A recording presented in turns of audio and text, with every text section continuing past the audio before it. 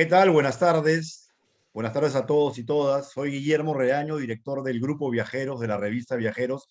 Me toca presentar a Cristian Quispe y a Gabriel Herrera, que son los expositores de este webinar que organiza Luz Natural en un esfuerzo por agrupar a toda la feligresía pajarera para seguir trabajando temas que tienen que ver con nuestro hábitat, con nuestro país, con la riqueza que tenemos. Así que sin más, los presento a ellos para que puedan empezar a trabajar, reiterándoles su agradecimiento.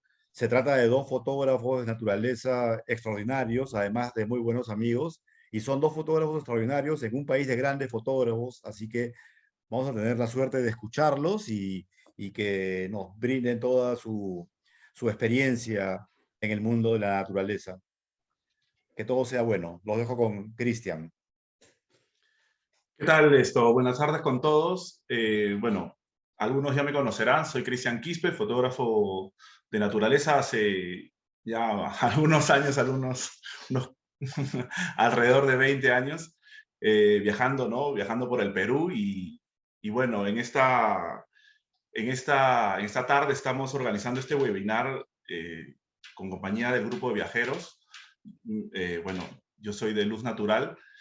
Y bueno, básicamente este webinar surge de la necesidad de hacer difusión, dado que nuestro país es un país megadiverso y buscamos que la gente tenga más información acerca de cómo se hace fotografía de naturaleza y sobre todo de aves, de macrofotografía, que es el tema que hoy día nos reúne, ¿no? Bueno, también quiero dar pase a Gabriel, que nos acompaña ahora. ¿Qué tal? ¿Cómo están? Hola a todos y todas. Muchas gracias por estar aquí con nosotros. Quizás también algunos de ustedes también me conozcan. Mi nombre es Gabriel Herrera, soy editor y fotógrafo de naturaleza. Al igual que Cristian, me cuesta trabajo reconocer que ya son más de 2 décadas recorriendo el país, eh, fotografiando el país, recorriéndolo en todos sus aspectos y rincones. Eh, Creo que con un privilegio que hay que reconocer, ¿no? Creo que tenemos un país, como dice Lalo, mega diverso, ¿no? En muchos aspectos, no solamente en el aspecto biológico, sino cultural, histórico, gastronómico, ¿no? Es un placer recorrer este país de cabo a rabo durante estos 20 años, recogiendo todo este portento que tiene por mostrarnos en cada rincón, ¿no? Entonces, estamos, creo, súper felices de estar aquí con ustedes y de compartir estos momentos, compartir un poco la experiencia que tenemos en todos estos años de andadura. Así que demos inicio a este seminario. Cristian, te doy la palabra para iniciar nuestra conversación. Sí, como lo había comentado hace un ratito, este webinar surge de la necesidad, ¿no? de formar y cada vez hacer más cultura fotográfica en el país, ¿no?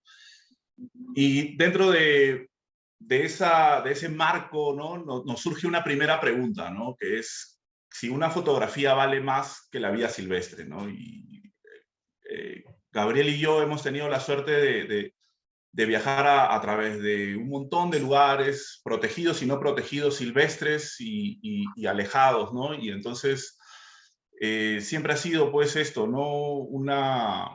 ¿Cómo se dice? Una cuestión fundamental dentro de nuestro trabajo, que es la ética y el respeto por la vida silvestre, ¿no? Entonces, en ese sentido, nosotros queremos transmitir a través de este webinar, este conocimiento fundamental para quienes salimos a campo y quienes empuñamos una cámara, un equipo fotográfico y nos internamos en la naturaleza, ¿no?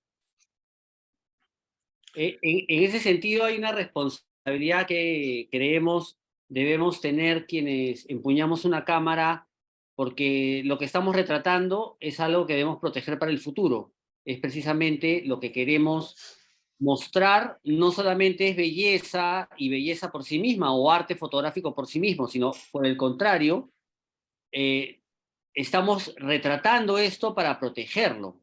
Y eso nos da una responsabilidad que tenemos la que tenemos tener obligaciones y deberes a rajatabla que cumplir, ¿no? Y parte de eso es tener mucho respeto por los objetos que se fotografían, evitar manipular el objeto, tener mucha responsabilidad al acercarnos. Entonces, esa es una pauta principal que creo que Lalo y yo compartimos, eh, para acercarnos y lograr lo que logramos a través del lente fotográfico, ¿no? Ese respeto, esa ética, y como dice el título de esta lámina, ¿una fotografía es más importante que la vida silvestre? Creemos que no. La fotografía es importante en la medida en la que se respete al objeto fotografiado, los objetos fotografiados, la fauna, la flora, y eso es algo que creo fervientemente, ¿no? Y es algo en lo que tenemos que tener siempre cuando fotografiemos y cuando estemos en el campo, esa enseñanza, ¿no? Hay que respetar a la vida silvestre, hay que cuidar a lo que fotografiamos, porque eso es precisamente la base de lo que luego vamos a difundir, ¿no? Entonces hay que ser consecuentes, muy consecuentes con los objetos que fotografiamos y protegerlos para que otras personas en adelante, que es lo que también queremos, que cada vez más personas y en el futuro más personas aún puedan seguir fotografiando los objetos que tenemos delante y que este maravilloso país nos pone delante de la cámara, ¿no? Sí, también es pertinente mencionar el marco legal, ¿no? En muchos espacios silvestres donde a nosotros, ¿no? Donde nosotros nos regodeamos con la fauna, con los insectos, con las flores, con las aves, que son, ¿no? El tema de hoy, están en lugares protegidos, ¿no? Y existe un marco legal, una legislación que los protege. Entonces, no es cuestión de ir y decir, ya, bueno, me meto, ¿no? Y me adentro o manipulo especies así porque sí, ¿no? Hay muchas especies que son sensibles, ¿no?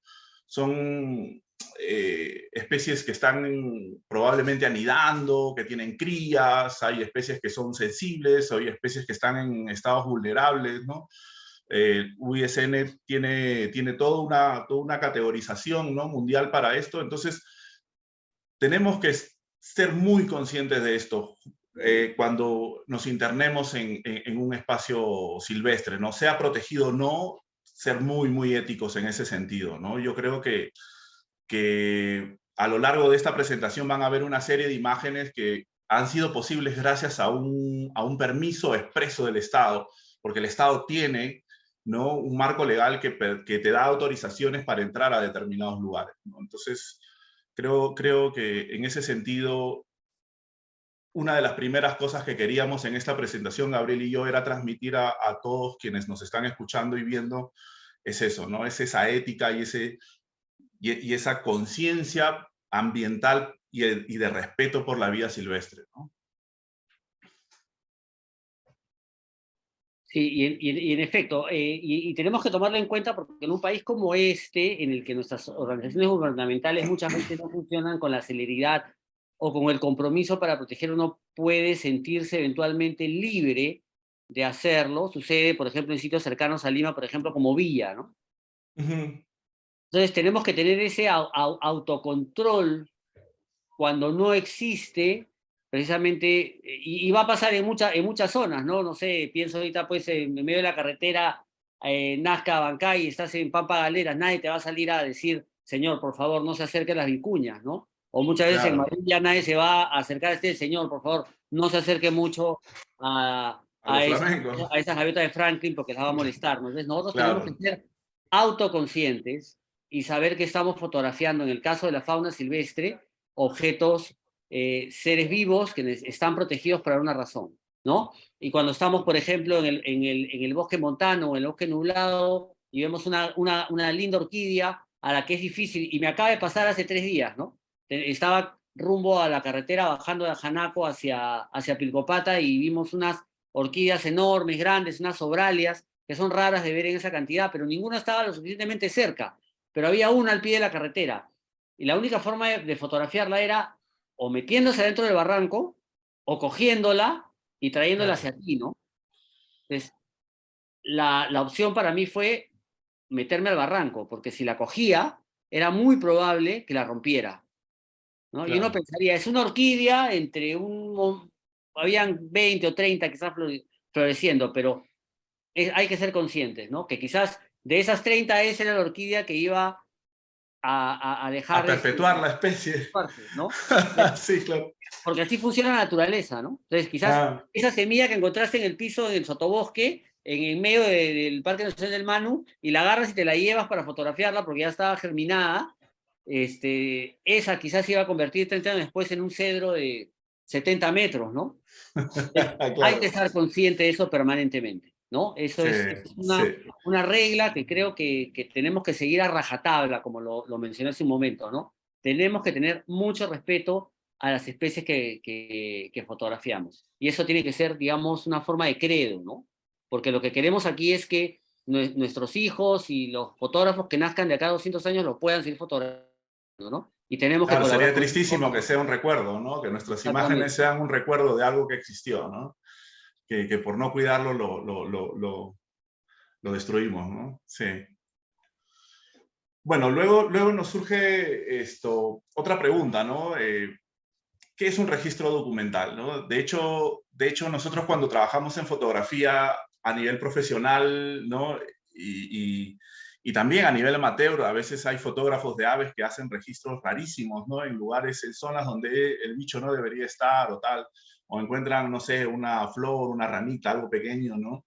Entonces, nosotros, ¿qué aplicaciones tenemos, no? Nuestro trabajo va justamente a la investigación científica y a la identificación, ¿no?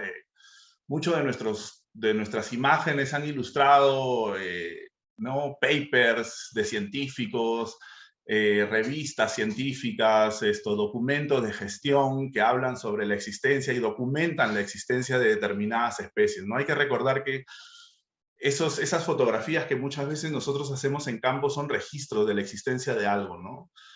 Sería genial tener, por ejemplo, un GPS instalado en la cámara para poder tener los puntos GPS donde se tomaron las imágenes. Eso, ¿no? Es algo que yo he visto a otros fotógrafos utilizar, ¿no? Y se los comparto como... Es un aditamento pequeñito que a muchas cámaras se los pone como un flash y te da el punto GPS exacto donde se ha tomado la fotografía, ¿no?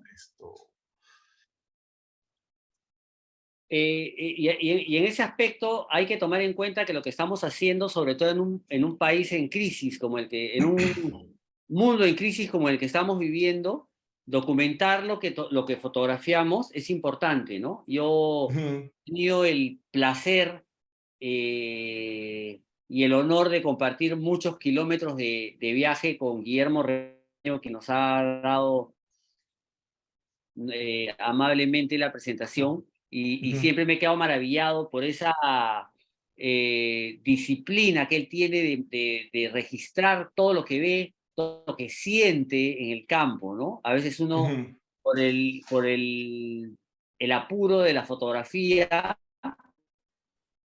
uno está todo el tiempo andando, ¿no? Y no tiene tiempo de tomar un registro, ¿no? Como bien dice Cristian, hay aparatos que te permiten tomar la foto y registrar exactamente en el punto donde la has tomado, ¿no? Pero también existe el papel y el lápiz, ¿no? Y existe luego el registro escrito o en la computadora o en el teléfono, y es muy Claro. importante. Porque muchas veces lo que hacemos nosotros, y pasa, ¿no? Que estás en medio de una trocha en Tambopata y te topas con una ranita como la que estamos viendo y resulta que la ranita es un nuevo registro que tú ni cuenta te has dado. Porque no todos tenemos, como fotógrafos de naturaleza, tenemos el amor a la naturaleza, pero no tenemos necesariamente el expertise de De identificar. identificar.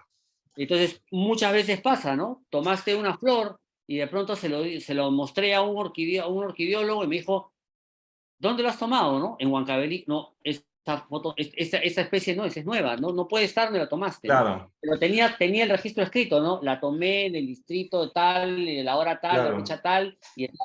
Es Sí, importante eso es hacer ese sumamente salto, ¿no? importante. Eso es lo otro que es sumamente importante también para la identificación, y en el caso que tenemos esta rana, ¿no? Es, por ejemplo, a la hora de la post-edición, ¿no? La edición, la postproducción, ¿no?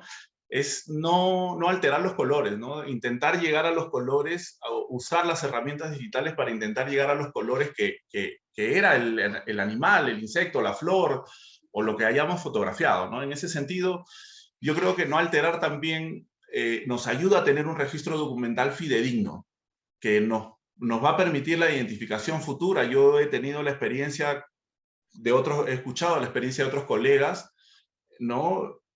Que me han dicho, alguien vio mi foto y me dijo, oye, ¿dónde has tomado esta foto? El ejemplo que tú ponías, pero en real, ¿no?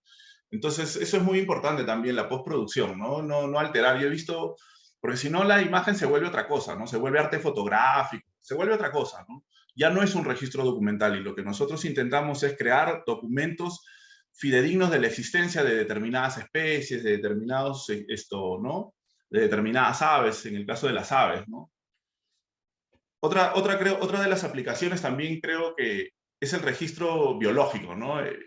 Por ejemplo, en el caso de algunas aves, por ejemplo, el registro de la imagen nos puede determinar dietas, por ejemplo, ¿no? Eso es algo o comportamientos extraños o cosas que hace una especie y que, por ejemplo, estoy seguro, tú, Gabriel, yo hemos aprendido mucho de biología observando la naturaleza, ¿no? Viendo cómo son los displays, cómo se desenvuelven las especies cuando tienen cría, cuando no, cuando están ¿no? en cortejos, ¿no? Entonces, para esto también el registro fotográfico es fundamental. Sí, en efecto, ¿no? El comportamiento animal y el comportamiento silvestre, el comportamiento incluso de las plantas y los árboles es importante, más ahora, sobre todo, ¿no? En un planeta cambiante, ¿no? Entonces es importante que nuestro registro pueda captar esos comportamientos, porque es ahí donde la fotografía toma, más allá de un cariz netamente artístico, toma una real importancia para la ciencia, para todo tipo de disciplinas, ¿no? Dependiendo del objeto que estamos fotografiando, ¿no? Claro, Registrar comportamientos inusuales es importante para sí, compartirlo con ornitólogos, por ejemplo, en el caso de las aves, ¿no? O, no sé, floraciones fuera de época que puedan indicar algún claro, cambio en el ecosistema, ¿no? Ahora, las ciencias claro, sociales y las ciencias biológicas están muy enfocadas precisamente en los cambios los cambios de temperatura, valga la redundancia, en el planeta están ocasionando, ¿no? Acabo de estar hace claro. unos días en la estación biológica Manu, manejada por ACA, donde están estudiando, por ejemplo, el comportamiento de insectos transmisores de la UTA que están Mm, subiendo a causa sí, del cambio climático, ¿no? Entonces, sí. el registro fotográfico es muy importante para dar pautas para ese tipo de estudios, ¿no? Es muy importante pensar en eso cuando también fotografiamos a un elemento natural, ¿no? Ujú. Bueno, y pasando un poco de la parte más ética a científica, a documental, vamos a ver también la parte más artística, ¿no? ¿Qué es la composición, ¿no? ¿Qué entendemos por composición, ¿no? Ese es algo que mucha gente cuando se sale a hacer fotografía, mucha gente lo pregunta o me pregunta a mí en talleres y cosas, ¿no? En charlas que he tenido, mucha gente quiere saber cómo y qué es la composición fotográfica, ¿no? Porque si bien es cierto, tenemos toda la parte ética, pero también tenemos la parte estética, ¿no? De la fotografía. Y esto, bueno, para mí, por ejemplo, básicamente es organizar, ¿no? La composición es organizar los elementos dentro de un encuadre, ¿no? Para crear una atmósfera, es decir, para crear un cuento, ¿no? Esa es para mí la composición. No sé, para ti, Gabriel, ¿qué nos puedes...? Sí, bueno, como dice Cristian, la composición es un tema de orden, es un tema en lo que juega mucho y es en realidad donde uno puede ver, uno puede mostrar lo que quiere expresar, ¿no? Porque la fotografía al final es una forma de expresión personal, es lo que uno en ese momento, es lo que a ti personalmente te está llamando la atención de ese paisaje en particular, ¿no? Y es algo con lo que hablaba justo ayer con Cristian, ¿no? O sea, muchas veces cuando uno recién comienza a trabajar en fotografía, sobre todo en la fotografía de paisajes, ¿no? Uno ve, por ejemplo, esto es típico, ¿no? Uno está eso es un pedacito de un paisaje enorme, ¿no? Claro, Tú estás parado ahí en esa mata, en ese pajonal de altura, a 4.000 metros de altura, en el atardecer y ves no sé, miles de hectáreas de pajonal, de ichu, ¿no? Y estás ahí, te sientes atraído por algo en particular, sientes que hay una belleza especial en el tema, pero decides acortar esa belleza y en lugar de usar un gran angular que te permita captar la belleza del paisaje al atardecer, lo que haces es agarrar tu lente, un lente más corto, un teleobjetivo o un 105 en este caso, y tomar ese pedazo del paisaje y es ahí donde residía la belleza, ¿no? Entonces, el encuadre es eso, ¿no? Seleccionar de un gran todo esa parte del paisaje o esa parte de la escena que estás viendo que es lo que te conmueve, ¿no? Y lo que tú quieres reflejar. Entonces creo, yo al menos soy partidario de pensar que en el encuadre hay mucho de uno mismo, ¿no? Hay mucho de lo que uno quiere transmitir, ¿no? Entonces, pero básicamente, como dice Cristian, el encuadre es un tema de orden. Es un tema de ordenar el paisaje que estás viendo para poder transmitir lo que quieres transmitir, lo que tú en ese momento es importante para ti. En este caso, la ranita está bien centrada, está, digamos, hay un plano de escape hacia la parte de arriba, ¿no? La ranita está un poquito más abajo del encuadre dando una sensación de que ella está mirando hacia arriba. Entonces hay un poquito más de sensación hacia arriba del encuadre, ¿no? Entonces nos está dando la sensación de que la red está interactuando en el paisaje, ¿no? Mirando hacia arriba. Eso parece gratuito, parecería que, bueno, simplemente la cámara se cayó un poquito más abajo, pero no es así. Eso Claro. es lo que en ese momento tú quieres transmitir, ¿no? El animal está interactuando con su entorno, ¿no? Entonces, eso es Claro, el encuadre. claro. Sí, y además también hay que resaltar, ¿no? Que hay valores estéticos que van a ayudar a la composición, ¿no? Que son la luz, ¿no? Por ejemplo, el caso de esta rana es muy, ¿no? Encierra esto, ¿no? La luz, el color y el momento. Son tres cosas que nos van a ayudar a componer, ¿no? A componer y para poder lograr imágenes más potentes, ¿no? Ahora, por ejemplo, la foto del pajonal, ¿no? Expresa esa abstracción pura, ¿no? Es simpleza, ¿no? Entonces, habrá momentos en los que podamos expresar a través de la simpleza y habrá momentos en los que podamos expresar a través de la luz. De hecho, vamos a hablar sobre la luz más adelante, pero es eso, ¿no? Esos tres componentes yo los creo fundamentales para hacer una composición potente, ¿no? Eso es algo que yo siempre remarco, ¿no? La luz, el color y el momento, ¿no?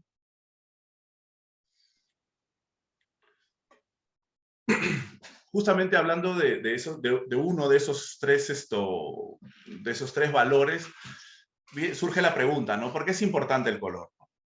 De hecho, cuando nosotros trabajamos, ¿no? En la naturaleza, habrá quienes encuentren mucho color ¿no? A la hora de encuadrar, a la hora de buscar, y habrá quienes no. Yo he visto gente que, ¿no? que está haciendo un encuadre, pero si te mueves un poquito, puedes tener una coloración de fondo, puedes tener ¿no? Abarcar más colores y concentrarlo dentro de tu composición, ¿no? Yo considero que el color aporta belleza a una imagen. No sé, Gabriel, tú. Sí, o sea, la naturaleza es color, ¿no? Como podemos ver en esta imagen, ¿no? Entonces, hay que pensar siempre en el color, y el color no solamente lo da la naturaleza, ¿no? Muchas veces es el mismo fotógrafo quien puede decidir, ¿no? El color que quiere captar, ¿no? Como dice Cristian, ¿no? O sea, ves y pasa todo el tiempo en el campo, ¿no? O sea, tienes la orquídea, por ejemplo, un racimo de orquídeas delante tuyo y tiras la foto, pero te das cuenta que de pronto la orquídea era amarilla, pero salió media ploma, ¿no? Entonces, si te mueves 5 grados más allá y metes la foto, la orquídea va a salir una Claro, sinfonía de amarillos, ¿no? Entonces, claro. hay que buscar el color. El color está en la naturaleza, pero también lo puedes buscar para realzarlo, para hacer una mejor composición, ¿no? Entonces, hay que pensar, hay que estar atentos siempre en el color, porque el color depende, ¿qué es el color? Es la refracción de la luz. Y la luz no refracta de la misma manera en todos lados, depende de No, cómo te pues muevas, no, de cómo estés. El el ángulo, ángulo cambia mucho. exactamente. Entonces Sí, sí, hay que buscar, totalmente. ese es un imperativo del fotógrafo de naturaleza, hay que buscar la luz. Pero Y no la luz solamente hay está que ahí. buscar la luz y el color, Claro. sino también buscar, no coincidir con la teoría, ¿no? La armonía de colores, ¿no? Yo siempre digo, ¿no? Debe haber una armonía entre los fondos, entre los colores que involucramos en nuestro encuadre y que contrastan de manera correcta con nuestro sujeto, ¿no? Por ejemplo, en esta fotografía, esta ave contrasta de una manera bastante poderosa, ¿no? En todo lo rojo, un punto azul, ¿no? Esas armonías de colores yo creo que son interesantes. Es menester de nosotros, los fotógrafos que vamos a campo, buscar, ¿no? Buscar esas coloraciones, ¿no? Esa búsqueda, ¿no? Incluso en lo grande, en lo amplio, en lo abierto y en lo diminuto, ¿no? En lo diminuto también existe una interesante coloración, ¿no? De bichos, de todos los colores. Eso a mí me fascina, ¿no? Yo alguna vez le comentaba a un guardaparque, tú me dejas aquí en este pedazo, estábamos en Ajanaco arriba, ¿no? Le decía, tú me dejas en este pedazo de pajonal y yo me tiro todo el día haciendo fotos, ¿no? Porque había nichos, plantitas, cositas, florcitas, ¿no? Y todo de colores, ¿no? Entonces, eso para mí, ¿no? Representa muchísimo dentro de la fotografía, ¿no? Es uno de los valores grandes de la fotografía y es por lo que trabajamos, ¿no? Y no olvidemos que además la naturaleza, como nadie, ha creado el color, ¿no? Y como dice Cristian, uno puede encontrar color en lo muy grande y en lo muy chiquito, ¿no? Miren esos escarabajitos, ¿no? Miren la cantidad de tonos que tienen, ¿no? Usando la luz correcta se pueden ver, ¿no? Y es lo que pasa cuando, por ejemplo, fotografías colibríes, ¿no? Con una Ya, posición adecuada, una luz adecuada, puedes poder retratar ya. esa maravilla de estructuras que la naturaleza ha creado para aparearse, para defenderse, para decir que son tóxicos, ¿no? Ujú. Eh, es lo que podemos lograr, ¿no? Sí, y en esa búsqueda del color también es muy importante no solamente tener, ¿no? La coloración de los sujetos, sino también buscar fondos complementarios a nuestra imagen, ¿no? A nuestro sujeto, ¿no? La búsqueda del fondo, por ejemplo, ¿no? Yo soy alguien que compone a partir de los fondos, ¿no? Entonces yo miro el fondo y veo qué le puedo poner a ese fondo, ¿no? Siempre estoy pensando en eso, ¿no? Tengo una luz de determinada dirección y estoy pensando en cómo incide esa luz, ¿no? Bueno, para ver si es posible tener, ¿no? Un fondo que complemente y que resalte mi sujeto, ¿no? En el caso de esta foto, por ejemplo, tenemos que las alas son transparentes, ¿no? Entonces, se puede apreciar esa transparencia mucho más fuerte. Si tuviéramos elementos, ¿no? Tendríamos un ruido atrás, sería muy difícil, ¿no? Apreciar la transparencia. En el caso ¿no? La elección del fondo también, el fondo complementario al color del sujeto es importantísimo. Eso pasa mucho en fotografía nocturna, por ejemplo, ¿no? Cuando Sí, sales a caminar a la selva y encuentras en la noche objetos como estas maripositas u otro tipo de bichos. estas son diurnas, ¿no? Pero sí, en la noche, por Claro, ejemplo, hay mucha polilla, cosas, ¿no? importante, ¿no? Ver y Sí, resaltar. En este caso, como dice Lalo, las alas de estas mariposas son transparentes, ¿no? Imagínate si atrás hubiera una maraña de vegetación, no te vas a dar cuenta de la bella estructura que tienen estas mariposas, ¿no? Entonces hay que claro, fijar, y lo que dice Cristian es una cosa muy importante, ¿no? Hay que pensar en los fondos, hay que ver, cuando veas un sujeto de fotografía, sea una planta, un insecto, un ave, piensa qué tiene atrás y piensa claro. si lo que tiene atrás va realmente, porque ya es lo que estábamos Complementar, hablando, ¿no? Tenemos un claro. paisaje grande, pero de ese paisaje lo que me gusta era el árbol, pero de ese árbol lo que me gusta eran las flores, ¿no? Entonces lo que yo quiero entonces es resaltar esas flores que me gustan. Entonces hay que pensar, si esas flores al tomarlas de frente van a estar lo suficientemente iluminadas y con el suficiente color para que mi fotografía resalte eso, o tengo que moverme un poquito para que eso suceda, porque si lo tengo de frente hay una maraña de bambú, pero si lo tengo acá enfrente hay una sombra. Entonces hay que movernos, hay que pensar en eso todo el tiempo, ¿no? Sí, sí, Y eso nuestra muchas ubicación veces, espacial, ¿no? claro, y eso muchas veces es tan sencillo como moverte 2 pasos a la derecha. ¿no? Sí, sí, O sea, sí, no sí, tienes que, sí. no tienes que irte a otra ciudad, simplemente te mueves un poquito, Sí, te claro. agachas un poquito y ya está. Entonces, Claro, hay sí. que probar, ¿no? Y Sí, sobre todo cuando uno sí. comienza a tomar fotos, es importante, ¿no? Ver, moverse, moverse. Hey, moverse en el espacio, Luego moverse en el cuando ya, espacio. luego cuando ya tienes ya tu kilometraje, después de tu primera bajada de motor, ya eso lo tienes Claro, en la ya es cabeza. instintivo, se vuelve, Ya, es ya se mete instintivo, dentro ¿no? de Ya tu sabes piel, hacia ¿no? dónde ir, Sí. ¿no? Ya, claro, se Ya mete. tienes el panorama en la cabeza, ¿no? Entonces, Jeje. eso es muy importante. Pero hay que moverse, cuando se inicia todo, sobre todo, no hay que moverse. No hay que caer y tomar la foto apenas ves el sujeto, ¿no? Muévete, muévete, Claro, mira dónde a está ver, mejor, sí, dónde claro. puedes dibujar Sí, sí, sí, mejor, ¿no? eso es súper, Y sí. así sí, es como hacen ese tipo de imágenes, como la que estamos viendo ahora, ¿no? Claro. Bueno, el color es, hay que gestionarlo, ¿no? Y hay que gestionarlo a partir de nuestras herramientas que tenemos en la cámara, ¿no? De hecho, yo cuando empecé a hacer fotografía, usaba, ¿no? Le ponía el solcito de luz natural, ¿no? Entonces lo trabajaba en luz natural. Luego con los años y con la experiencia y trabajando con otros fotógrafos, ¿no?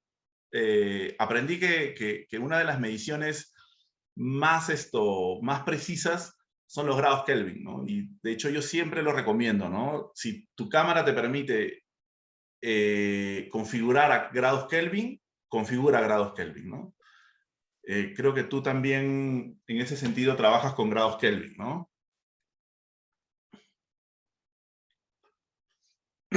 En efecto, una de las primeras cosas que tenemos que tener en cuenta cuando hacemos fotografía es setear el balance de blancos. El balance de blancos es el primer paso para lograr un entorno de color adecuado para tus fotografías. Y el balance de blancos debe variar, no es una...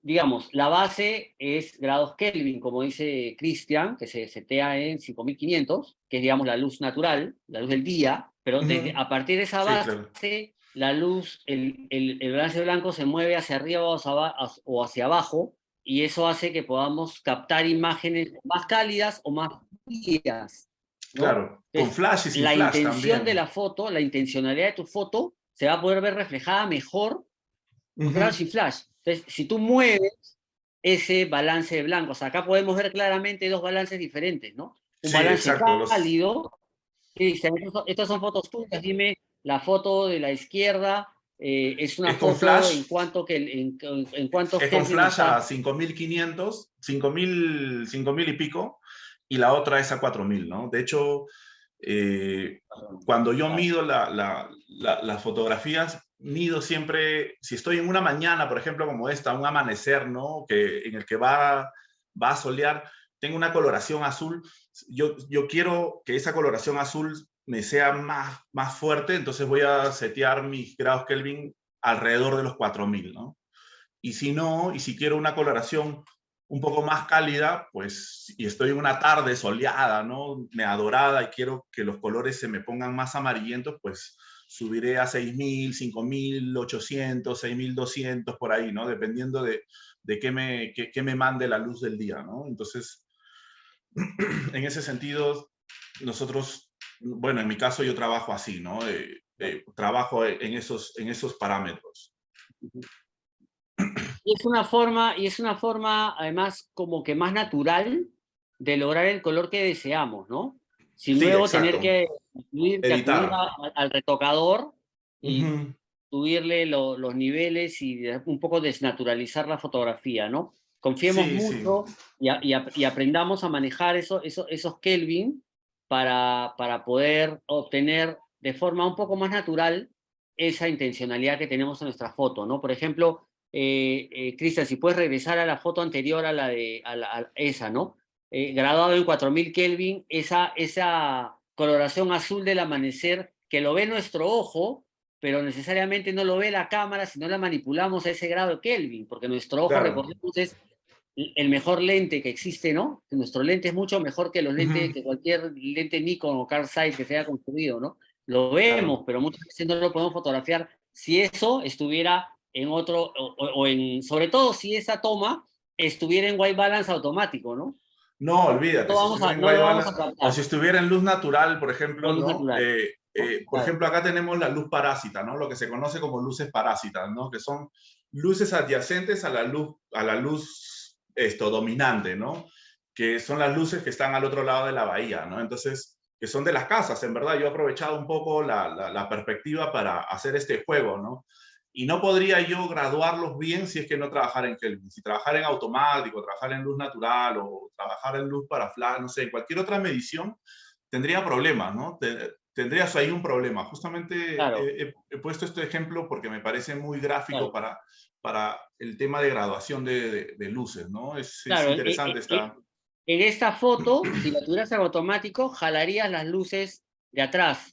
Claro, y te da No una coloración tendrías opaca, ¿no? No te da esos exactamente. azules, ¿no? No logras esos colores. A veces vemos, por ejemplo, a través de las redes, a través de la web, vemos unas coloraciones y decimos, ¿cómo es posible esas coloraciones? Bueno, es que la gente está muy pendiente de la gradación y del white balance, ¿no?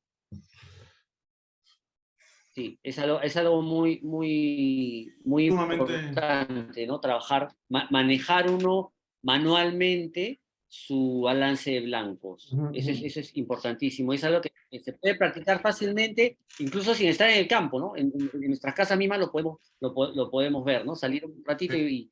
y ver cómo manejar ¿Cómo hasta se que lo comporta, no? podamos, ¿Cómo se ya casi comporta nuestra cama? instintivamente, claro. Ujú, exactamente. Es importante, por ejemplo, hacer pruebas a lo largo del día, ¿no? Ese Sí, es un buen ejercicio ver sí, cómo sí, podemos usar a lo largo de un día cualquiera claro. la temperatura de la luz, ¿no? Ujú. Ahora bien, otra de las cosas que yo considero también, ¿no? Además de los conocimientos estéticos, técnicos, éticos, ¿no? Es esta triada de cosas, ¿no? Que nos permiten el conocimiento, la paciencia y la constancia, ¿no? Eh, de hecho, ir a uno de estos lugares, ¿no? Inhóspitos, nos va a demandar, ¿no? Saber cómo funcionan, saber qué vamos a encontrar. Por ejemplo, en el caso de la gente que hace aves, tener las listas de aves o tener las listas de orquídeas, por ejemplo, para los macreros, ¿no? Saber qué bichos nos vamos a encontrar, qué especies nos vamos a encontrar. Eso nos va a facilitar la tarea a la hora de ir a campo a trabajar. ¿Por qué lo digo? Porque si no sabes, no tienes idea de lo que te vas a encontrar, no vas preparado, ¿no? Entonces, el conocimiento es una herramienta fundamental, creo yo, para la tarea de salir al campo a trabajar, ¿no? Como fotógrafo de naturaleza. Claro, y en ese aspecto es importante saber que la suerte existe, ¿no? O sea, uno puede llegar a un sitio de pronto y ver a un enorme jaguar descansando en una playa, o de pronto caminar y encontrarte cara a cara con, no sé, pues una Claro. especie que la habían visto solo 5 personas en el mundo. Eso existe, ¿no? La vez pasada salía de... Yo ingresaba al albergue Pancozzi que maneja la comunidad Chipetiari en Manu, pero me crucé con 3 turistas franceses que estaban maravillados porque una sola noche habían visto un ocelote, un sajino y un jaguar. Claro. ¡Wow! Esa es suerte, qué bien, lo viste. Pero en realidad, si lo que queremos es permanentemente producir un material de calidad, necesitamos de las 3 cosas que ha puesto, que se colocan en esta lámina, ¿no? Es paciencia, constancia y conocimiento. Conocimiento, por ejemplo, de que cuando tengas un ave específica, eh, y te la encuentres de frente, sepas qué es lo que va a hacer Ya. inmediatamente. Si la encuentras posada, el ave, si se percata de tu presencia, va a volar, Ujú, se va a mantener en posición congelada, haciéndose ujú. la muerta, Claro. o va a caminar, o va a correr. O va a huir despavorida, ¿no? O hay Sí, una sí, despavorida, sí. alzando las alas, que te va a Claro. permitir tener la foto del ave con las alas extendidas, ¿no? Entonces, ¿eso qué te da? ¿Cómo lo obtienes eso? Leyendo. Eso lo Claro, obtienes sí. preparando. Eso lo Claro. obtienes mediante la constancia y en ese aspecto la fotografía de naturaleza en la que te enfrentas permanentemente a objetos vivos, que florecen, que se mueven, que nacen, que se aparean, Y que no están a tu y disposición. que no están a tu plena disposición, ¿no? A los No, cuales no, no, no. claro, es precisamente conocerlas a fondo. Y en ese aspecto eso se Sí. parece mucho a la música, ¿no? El Ajá. mejor músico no es el que nació sabiendo tocar, es el que pasó más horas encerrado en su cuarto tocando la guitarra. Ese, Claro. el que escuchó toda la música que pudo escuchar, ese es el mejor músico, ¿no? Sí, Entonces, sí, sí. eso me pasó, por ejemplo, en los largos años en los que yo estuve acompañando a un fotógrafo con el cual hemos trabajado juntos, Cristian y yo, en algún momento, Walter Bus, Ajá, quien en su momento fue un gran ornitólogo, ¿no? Entonces, claro, él tenía un pleno conocimiento del comportamiento de los objetos fotografiados en cuanto a aves se refería, ¿no? claro, Él claro, sabía sí. perfectamente si esa ave iba a volar a la derecha o a la izquierda. Si se Claro, ¿para iba a dónde iba a tirar, largar, se iba a no? tirar del árbol, o se iba a bajar, o si como algunas aves o algunos mamíferos simplemente se iban a congelar y iban a fingir estar muertos para que no te los comas. Entonces, eso es conocimiento, eso es Claro. leer, eso es preguntarle a otros fotógrafos, eso es estar pendiente. Existen también ahora aplicativos, ¿no? Claro, Aplicativos que nos permiten tener claro, listas de cosas según la región donde, ¿no?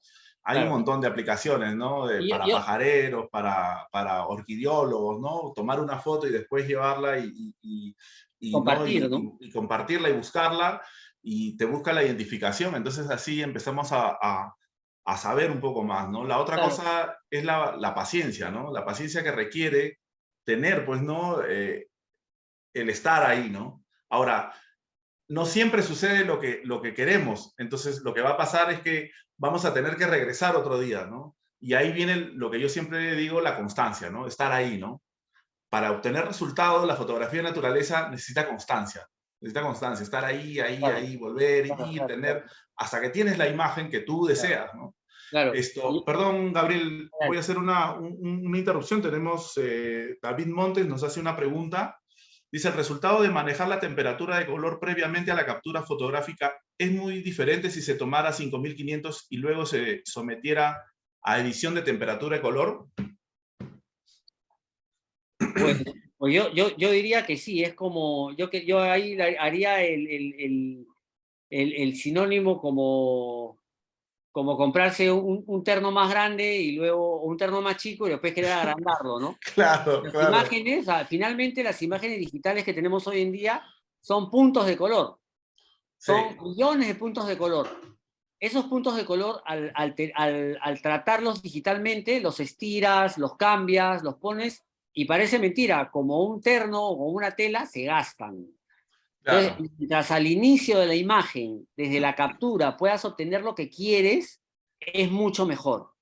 Sí, Es sí, sí, mucho sí. mejor. Sobre todo si trabajas con crudos, ¿no? Si trabajas con crudos todavía tienes como que un poquito para jugar.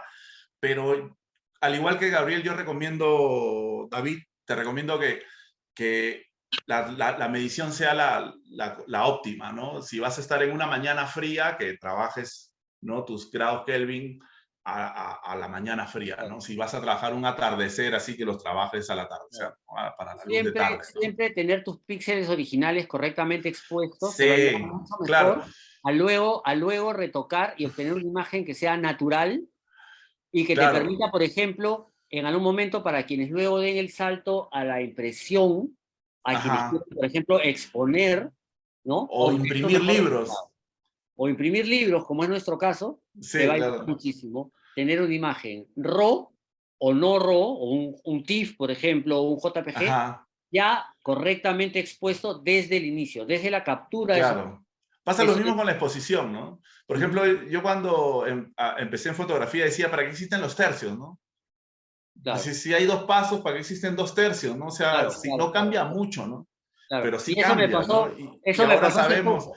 por ejemplo, no es lo mismo tomar a 6.3 que a 7.1, ¿no? Claro, claro. O a 8, ¿no? Son Y cosas es que... algo, por ejemplo, que ahora los fotógrafos de hoy día, bueno, nosotros estamos, tanto Cristian y yo estamos como en una parte en medio, ¿no? Iniciamos tomando Con película. rollos y película y luego hemos pasado al digital. Seguramente muchos de ustedes solo conocen el digital, ¿no? Entonces, hace Claro. poco yo le pregunté a Cristian, ¿no? Yo incluso viniendo de esa época le decía, estábamos en el campo y él estaba enchufando su polarizador, ¿no? Le dije, oye, no seas viejo, ya polarizador no te pases, pues ya tenemos, te podemos manejar el polarizador. Y me dijo, no, no, polarizador. Y desde entonces he vuelto a usar el polarizador, porque me doy Claro, cuenta que si polarizas la imagen desde la toma, claro, es tu otra cosa. contraste, tu calidad va a ser mucho mejor que logrando un contraste a través de un filtro de Photoshop, ¿no? Entonces, siempre intentemos tener nuestra imagen lo mayormente correcta expuesta para luego Ajá. poder embellecerla En el digital, claro. en el digital. Otra, Bueno, ya que estamos respondiendo preguntas, Cristian, hay una pregunta de José de Fotográficos que nos pregunta ajá. quiénes son sus referentes de la fotografía de naturaleza. Bueno, si me permite, Cristian, responder a mí primero.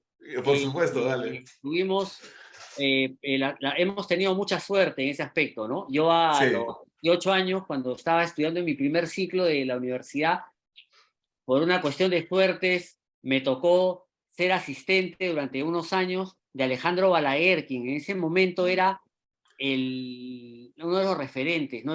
Alejandro venía de fotografiar 10 años la guerra interna y ajá. había sido muy reconocido por ese trabajo y se había transformado, gracias a la pacificación del país, en un buen fotógrafo de naturaleza, ¿no? Entonces me tocó comenzar a seguirlo y a través de él conocer a quien tanto para Cristian y para mí creemos es uno de los grandes referentes de fotografía en el Perú, que es Walter Bus, porque hemos Sí, sí, tenido definitivamente. el placer de trabajar día a día durante un largo tiempo. En mi caso, Sí, 30 años, en el caso de Cristian, uno más, pero bueno, seguimos unidos y seguimos viajando junto a él.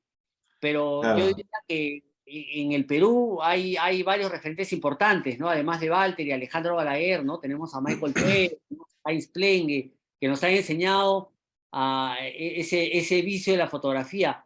Y si vamos a hablar de fotógrafos externos, yo diría que pues Franz Lanting es una Ya, gran, claro. ¿no? Cuando Gran yo me acuerdo inspiración, ¿no? yo me acuerdo de muy chico haber tenido un tío mío muy interesado en temas culturales que me mostró por primera vez un National Geographic, ¿no? Ya, Y ese claro. National Geographic, curiosamente, era el National Geographic en donde habían fotos de Franz Lanting, ¿no? Y yo, Ya. sumamente, si vamos a planos mayores, pues Sebastián Salgado, quizás, No, y claro, claro, claro, claro. ¿no? Que soy fotógrafo, pero respondiendo un poco a la pregunta que nos hace la gran importancia que tiene para la formación de un fotógrafo estar viendo el trabajo de otro fotógrafo. Y ahora, Sí, en sí. nuestra época, había que ir por un libro, ¿no? No existía la facilidad de hoy ingresar a la página web Claro, www.ranking.com claro, y ver claro, claro. todas las fotos. En esa época había que Claro. buscarse un libro, prestárselo, traérselo como sea y era todo un tema, ¿no? Había que tener un papel para ver un libro, hoy día no. Entonces, el consejo Claro, consuman fotos, claro, consumen el pan en la mañana, ¿no? claro. Y consuman fotos no solamente por el afán de la belleza de la foto, consuman fotos para desmigajarlos, como hace, por ejemplo, y lo han dicho muchas veces, Mario Vargas Llosa o Gabriel García Márquez, ¿no? Ellos no leen simplemente por el placer de leer, sino porque quieren verle las tuercas a la novela, ¿no? Claro, Las exacto, técnicas exacto. hasta la, hasta la última coma, ¿no? Entonces, eso se puede hacer con una Claro, fotografía buena de un fotógrafo que tú admiras, ¿no? claro, Verla sí. hasta el último punto de luz, hasta el último encuadre que hizo, ¿no? Y eso nos hace mejores Ya. fotógrafos. Ahora Sí, sí que sí. ahora Yo tú he te tenido toca. la suerte, como tú, ¿no? De trabajar al lado de Walter varios años, pero también he tenido la suerte de trabajar al lado de otros fotógrafos, ¿no? De estar al lado, por ejemplo, de André Barchi, que ha sido ganador del Wildlife Photographer of the Year, ¿no? Que es este concurso internacional, ¿no? Haberme pasado un mes con este fotógrafo en mano fue una de las experiencias más enriquecedoras, creo yo, ¿no? Bueno, trabajar con Walter codo a codo, saber cómo hace las cosas, ¿no?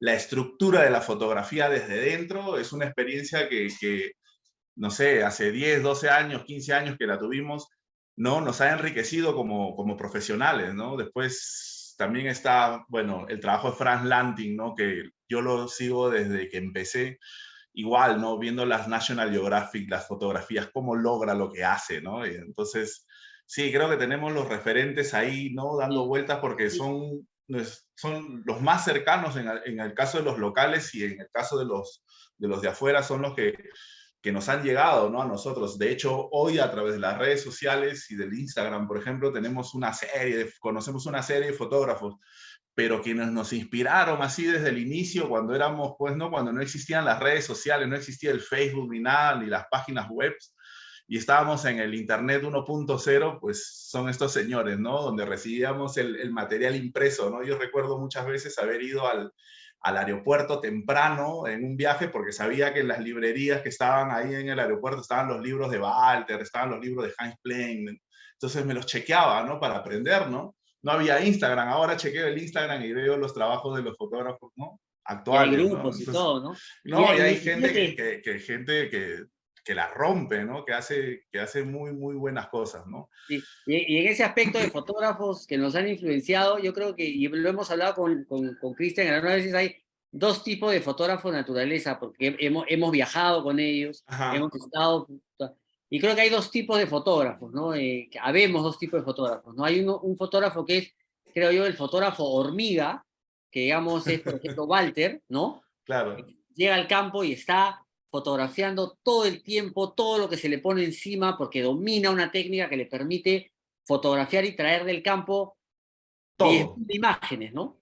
y de Y hay otros todo. fotógrafos como André Barchi, que son los fotógrafos, no sé cómo ponerles, pues, ¿no? Pero los fotógrafos motelo, ¿no? Que Más son los paciente, ¿no? fotógrafos pacientes, ¿no? Que son capaces de ir una y mil veces a un sitio, esperar a que A que suceda suceda lo lo que que él él quiere. busca.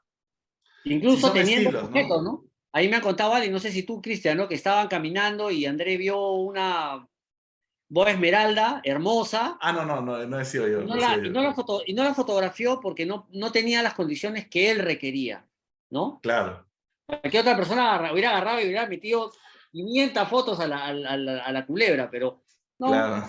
esperemos, mañana quizás sea un mejor día, ¿no? Y lo hace. Entonces, hay dos, creo, dos tipos de fotógrafos en ese Bueno, y aspecto, la, ¿no? la, la pregunta ha sido, la pregunta de este participante ha sido el preámbulo perfecto, ¿no? Para lo siguiente que vamos a ver, que es cómo se planifica una expedición y qué cosas debería considerar, ¿no? Antes de irme, ¿no? Me dicen, ya, vámonos, no sé, al Parque Purús, ¿no? Vamos a internarnos, donde no existe absolutamente nada, ¿no? Porque cuando vas de turista, pues, ¿no? No sé, acá a una ruta donde hay servicios turísticos, donde hay electricidad, todo marcha genial, ¿no? Pero cuando tenemos que montar una expedición y tenemos que internarnos donde no hay electricidad, no hay agua, no hay luz, no hay baño, esto, ¿qué aspectos tenemos que tener en cuenta, ¿no? De hecho, una de las cosas que nosotros como viajeros, ¿no?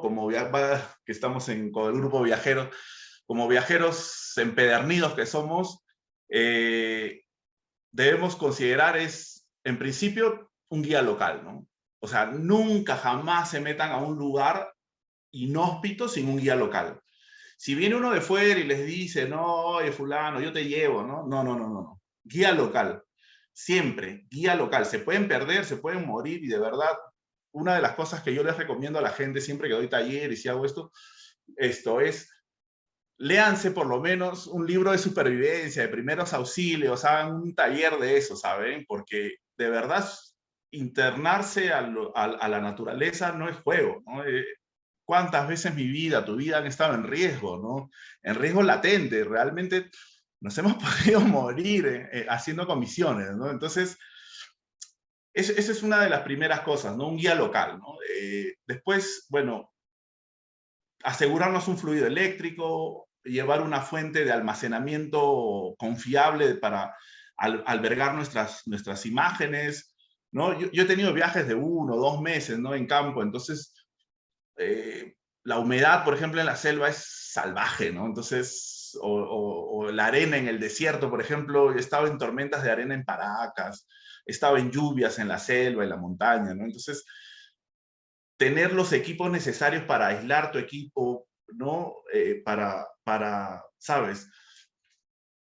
Para poder aislarlos del viento, del frío, del, no sé, del polvo, de todo, incluso en tormentas eléctricas, ¿no? A mí se me han quemado equipos en tormentas eléctricas, ¿no? Entonces, esas son algunas cosas que considero yo, ¿no? No sé tú, Gabriel. Sí, bueno, Pérez Reverte, el escritor español, decía en uno de sus libros, ¿no? Que era mejor no tomar una foto a tomar la última foto, ¿no? Entonces, dicho eso, tenemos que tener siempre la conciencia cuando estamos en entornos naturales, sobre todo inhóspitos, de garantizar la seguridad personal, pero además asegurar la seguridad de nuestras imágenes, ¿no? Y eso lo digo por experiencia, ¿no? Muchas veces un pequeño descuido hace que la cámara falle, que el lente se rompa, que no sé, el equipo se caiga, o que estemos en entornos de una humedad tan alta que perdamos el, el- el disco duro que teníamos, ¿no? Porque pasa algo, ¿no? Claro, sí. Entonces hay que estar siempre atentos a eso, ¿no? Y eso requiere también de una planificación logística que tiene que responder al sitio a donde vamos, ¿no? Entonces, Sí, claro, por supuesto. el excesivo calor, la excesiva humedad, la exposición a agua, por ejemplo, cuando uno va a la selva y tiene que pasar, por ejemplo, algunas horas viajando en bote, ¿no? Los botes se voltean a veces. ¿Qué es lo Claro. mejor que puedo hacer? Tener ¿Ya un dry hiciste tu bag. curso de natación ya? Claro, tener un dry bag, que eso lo hablamos en privado, tener un dry bag que nos permita poner nuestra laptop, Sí, sí, nuestras sí, tarjetas de memoria, sí. nuestro disco duro, y donde eventualmente, en caso de una emergencia, puedas rápidamente meter la cámara y guardarla y Claro. salvar tu vida, pero Sí, sabiendo que eventualmente podrías conservar tu equipo, ¿no? sí, Entonces, sí, sí, cosas como definitivamente. esas siempre hay que tener en cuenta cuando uno hace una expedición a la naturaleza, ¿no? La idea Yo le es siempre pondría también algo que me gustaría también anotar es esto, llevar el equipo necesario, ¿no? ¿Por qué? Porque, por ejemplo, en el caso de nosotros, ¿no? Nosotros hacemos gran paisaje, hacemos fauna, hacemos macro, llevamos flash, llevamos trípode, soportes, llevamos una cantidad de equipo, ¿no? Pero ¿con cuánto de ese equipo puedes caminar, no? Realmente, ¿con cuánto de ese equipo te puedes internar? Porque el equipo no es como la comida, que tú te la comes y luego ya, chao, chao, ¿no? Ya no la regresas. Pero en el caso del equipo, por ejemplo, el equipo, y hay que ser honestos con nuestro cuerpo, ¿no? Si no podemos cargar más equipo, bueno, dejémoslo, ¿no? Y llevamos lo estrictamente necesario, ¿no? Eso es otra recomendación, ¿no? Ahora, con respecto al tema logístico, eh, yo les voy a enseñar dos fotografías que, si bien es cierto, son una aglomeración de aves muy similar, se van a diferenciar en su logística, ¿no? Y en ese sentido yo quiero ¿no? Motivar a la gente que tiene espacios silvestres y que hace fotografía y que tiene espacios silvestres cerca. ¿Por qué? Porque entre estas dos fotografías hay una inmensidad de diferencias, ¿no? Logísticas, ¿no? Esta primera imagen corresponde a los manglares de Tumbes, ¿no? Si nos proyectamos desde Lima, que es el punto de partida de casi todos, no todos están en Lima, yo estoy en Cusco, por ejemplo, pero si partimos del punto cero del país, tenemos que recorrer más de 800 kilómetros, además de tener la logística, botes, conocer las mareas y saber, ¿no? La temporalidad para ingresar a este lugar. Pero esta imagen no, por ejemplo. Esta imagen ha sido tomada en Playa Paraíso, ¿no? En Huacho. Y no son ni 150 kilómetros que tenemos que recorrer, es más, la camioneta la puedes estacionar ahí al borde de la laguna, ¿no? Entonces, en ese sentido, ¿no? Para quienes empezamos a hacer fotografía de naturaleza, pues, y tenemos un espacio silvestre cerca, yo insto mucho a esto, ¿no? Nosotros los profesionales muchas veces nos vamos, ¿no? Y tenemos la logística arreglada, tenemos avioneta, camioneta, bote, todo, ¿no? Pero en el caso de la gente que está haciendo por afición cosas, yo les digo, no dejen de desaprovechar estos lugares porque muchas de las imágenes son difíciles de lograr, ¿no? porque las logísticas son caras, ¿no? Internarte al Manu, irte por ejemplo, al Pacaya Samiria, ¿no? 300 galones de gasolina para que te lleve el bote, ¿no? O sea, nadie se lo va a pagar, ¿saben? A no ser que tengas un montón de dinero, ¿no? Pero ya les digo, ¿no? Quienes están más cerca y tienen una logística más sencilla, no dejen de aprovecharla, ¿no? No dejen de aprovecharla. Eso era una anotación. Hace poquito nos llegó la pregunta de Holger Collante preguntándonos si podíamos indicar los settings adecuados para fotografías de aves. Y justamente esa pregunta es una buena introducción a al siguiente punto, ¿no? ¿Qué configuraciones básicas usas en tu cámara, ¿no? En el caso por ejemplo, de fotografía, de macrofotografía, siempre utilizo el enfoque manual. La otra cosa, bueno, voy a pasar a la siguiente foto. ¿Por qué? Porque para fotos de aves, por ejemplo, sí necesitamos un enfoque continuo. En el caso de macrofotografía es muy difícil hacer foco, por ejemplo, en sujetos diminutos con un 105 en autofoco, ¿no? El autofoco se va ¿no? Se va a bloquear y no vamos a poder enfocar fácilmente lo que queremos. Mientras que en fotografía de aves sí recomiendo que sea enfoque continuo, porque nos va a permitir congelar momentos como este que vemos. La otra cosa que yo uso mucho en mis configuraciones básicas es el espacio de color. Hay dos espacios de color que vienen en las cámaras, que es Adobe RGB y sRGB, ¿no? El canal sRGB es un canal muy simple de coloración, entonces no va a tomar todos los colores que nosotros querramos registrar a través de nuestra fotografía, mientras que en Adobe RGB sí. Es un canal mucho más amplio de 16 bits, las fotos bajan a 16 bits, entonces la profundidad de color va a ser muchísimo mejor, ¿no? Y por ende vamos a explotar de mejor manera nuestro sensor. Y la tercera cosa que yo anoto siempre es que hagamos nuestras fotos en formato RAW, ¿no? Formato crudo. Todas las marcas de cámaras tienen su propio formato crudo, ¿no? Sony, Canon, Minolta, no sé, Nikon tienen su formato crudo nativo, ¿no? Hay una cámara activada.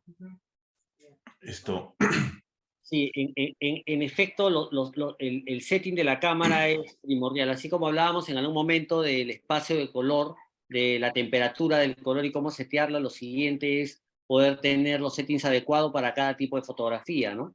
Entonces, lo que indica Cristian, tenemos el espacio de color, que es el marco en el que la cámara va a grabar, va a capturar los colores, es importante, ¿no? Y se recalca que lo mejor es el espacio de Adobe RGB, no el sRGB, ¿no? Para tener una mayor ganancia de colores y una capacidad de la cámara de captar toda esa gran gama de colores que hemos hablado antes que tienen los espacios naturales, ¿no?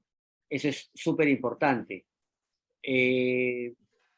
Recalcar una vez más el tipo de enfoque dependiendo del movimiento. Si tenemos objetos en movimiento continuo, es mejor tener un enfoque automático y permanente que te vaya a permitir, claro, eso va a depender del tipo de lente que tengamos, ¿no? Hay lentes que son un poco más lentos, un poco más rápidos, entonces, sí, justamente la que tengamos va a tener. En este aspecto hay algo muy importante, ¿no?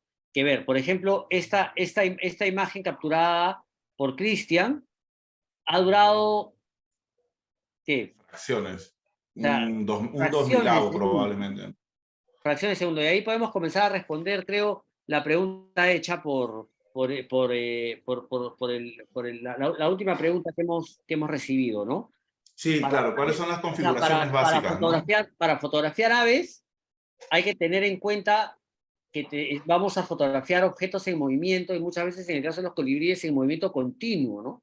Entonces tenemos que lograr poder congelar al sujeto con la luz adecuada, ¿no? Claro. Entonces necesitamos aperturas amplias que nos den velocidades rápidas. Podemos sacar mucho partido, por ejemplo, ahora de los ISOs altos, en que muchas cámaras hoy día, tanto semiprofesionales como profesionales, nos dan.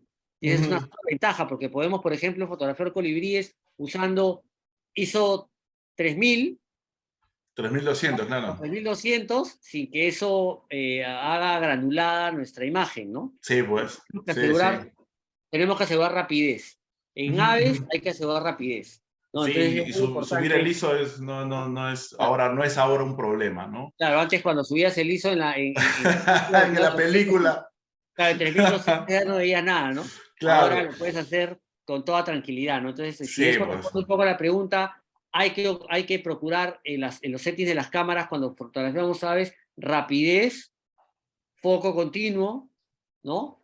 ISO alto para que nos pueda permitir esa rapidez y poder ir buscando al objeto conforme él se va moviendo, ¿no? Y poder captar, como en el caso de la última foto que vimos, una instante que dura ni una parte de un segundo, ¿no? Eso es súper importante, sí. ¿no? Ahora no hay que tenerle miedo al ISO, hay que cortar eso y poder tener tomas rápidas. Y en ráfaga, siempre en ráfaga. Ahora las cámaras, tanto semiprofesionales como profesionales, tienen 3 opciones, ¿no? Disparo normal, disparo semicontinuo, disparo continuo. Entonces, debemos tener una imagen o una sucesión de imágenes, hay que siempre tener el disparo continuo para disparar ráfagas que nos permitan tener instantes, pero siempre cuidando lo que hemos dicho en el momento, ¿no? El encuadre. No se trata de disparar 50 fotos en un segundo, si es que tu cámara si no tienes en cuenta el tema de la luz, el tema del color, el tema del encuadre. No hay que disparar por disparar. Entonces, ese es algunos consejos que podemos darte. Ahora, pasando un poco por esto de las configuraciones básicas, también, sobre todo para la gente que hace aves, ¿no? ¿Qué ventajas y desventajas tienen los teleobjetivos, ¿no? Yo he tenido la suerte de probar varios teleobjetivos, acá he puesto algunos ejemplos, ¿no? Pero básicamente yo los diferencio entre dos grandes grupos, ¿no? Las ópticas zoom, ¿no? Y las ópticas fijas, ¿no? De hecho, en el mercado existen ahora una gama bastante, ¿no?, grande de ópticas zoom que nos permiten la aproximación hacia los sujetos, ¿no? Hacia las aves, por ejemplo, ¿no? Uno de los primeros lentes con los que yo trabajé cuando no tenía, pues, ¿no?, los equipos que tengo ahora y que muchos de los que nos escuchan probablemente tengan son el 70-300, ¿no? El 70-300 5.6, que son, ¿no?, series básicas que vienen con los equipos muy básicos para aficionados, que lejos de limitarnos, también nos permiten, pues, hacer fotografía, ¿no? También los podemos explotar. Ahora, ¿qué vamos a tener ahí? Vamos a tener un foco lento, vamos a tener una menor calidad de imagen, porque no son teleobjetivos, ¿no?, potentes, pero podemos obtener resultados, ¿no? Luego tenemos otro de los lentes que a mí me gusta mucho, es el 70-200, ¿no? En este caso yo lo he combinado con un teleconvertidor 2X para lograr esta imagen. Pero ¿qué sucede ahí? Ahí tenemos un problema con el 70-200, que cuando le ponemos como es una óptica zoom y además le ponemos un teleconvertidor, el 70-200 tiene el 70, tiene el 85, tiene el 105, tiene el 135, tiene el 150 y tiene el 200. Además le ponemos un TC2 y la calidad nos baja dramáticamente, ¿no? Entonces, tenemos que ver muchas veces el costo-beneficio, ¿no? Si vamos a usarlo limpio, el 70-200, como en este caso, o si lo vamos a usar con un teleconvertidor, ¿no? Yo en ese tiempo usaba el 70-200 con el TC. En algunos casos, cuando hay buena luz y todo, responde muy bien, pero en otros casos, cuando la luz es pobre, pues granula mucho y tal, ¿no? Luego, bueno, tú también usas el 70-200. Luego tenemos el 200-500, ¿no? Que en el caso de nosotros que somos Nikon ha sacado este 200-500 que a mí me parece la versión zoom de ese tipo, ¿no? La Nikon es la mejor, ¿no? Yo he tenido la oportunidad de probar el Sigma, creo que es 150-600, ¿no? En sus dos versiones, en la Sport y en la versión 1 y en la versión Sport, ¿no? Y realmente, o sea, son lentes muy versátiles. ¿Por qué? Porque te permiten tener una óptica de 500, de 600 milímetros con un peso muy ligero y entonces te puedes mover en la naturaleza muy fácilmente. Eso, por ejemplo, en estos tipos de lentes son fantásticos, ¿no? No pesan nada, los puedes cargar, los puedes meter en una mochila y llevarlos para todos lados, ¿no? Si tuvieras un 500 milímetros, un 600 milímetros f4 y tal, sería pesadísimo llevarlos, ¿no? Entonces, en ese sentido, las ópticas zoom, ¿no? Nos permiten tener un amplio rango de distancias focales que no tienen los otros, pero sacrificamos rapidez de enfoque, nitidez, ¿no? Estos lentes por lo general no son lentes tan luminosos, no son lentes tan rápidos para enfocar, entonces si tenemos una escena muy rápida, lo más probable es que la tengamos desenfocada o que no la lleguemos a pillar, ¿no? Yo constantemente veo en redes fotos de colegas y digo, no, ese es un buen momento, es una buena luz, es una buena composición, pero lástima que tenía un lente con un enfoque lento, ¿no? Y que no ha clavado el foco, ¿no? Y en ese sentido, yo creo que hay gente que hace buenísimas fotos con esto y no niego que se puedan hacer buenísimas fotos, pero tiene sus limitaciones, ¿no? Tiene sus limitaciones con respecto a si utilizas, por ejemplo, un 300 milímetros fijo o un 400, un 500. Las ópticas fijas tienen una rapidez de enfoque, ¿no? Como dirían los españoles, que flipas, ¿no? Y realmente es que puedes capturar momentos, ¿no? Acción, realmente acción, pues con suma rapidez, ¿no? La desventaja de estos lentes, 300, 400, 500, 600, es que no son tan versátiles, ¿no? Recién Nikon ha sacado una versión 800 milímetros para sus cámaras Z, para su serie Z, que sí, ese sí es un poco más liviano, pero igual sigue siendo un lente pesado, ¿no? Moverte ya con más de 3 kilos, 2 kilos y pico, ¿no? Además de la cámara, de las baterías, la mochila, ya es un reto, ¿no? Entonces, en ese sentido, en ese sentido, yo creo que las ópticas zoom, ¿no? Tienen una ventaja, pero las ópticas fijas tienen la ventaja de la nitidez, ¿no? Entonces, nos va a permitir hacer imágenes mucho más nítidas, escenas mucho más de movimiento y de captura, ¿no? Del movimiento, ¿no?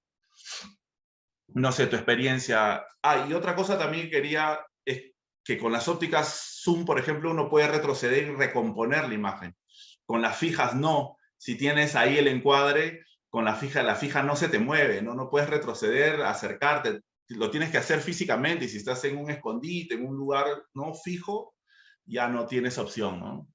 No sé cuál es tu experiencia, Gabriel, con las ópticas.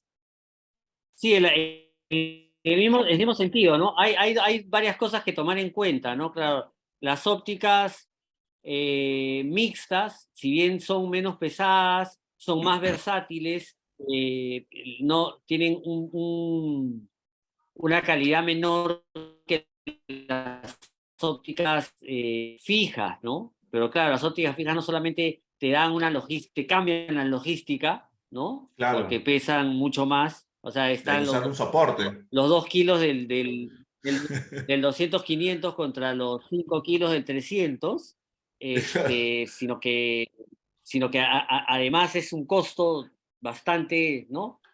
Y además te obliga a Claro, usar en el caso ya a partir de, diría yo, que un 300 fijo, ya te obligan a usar monopiés.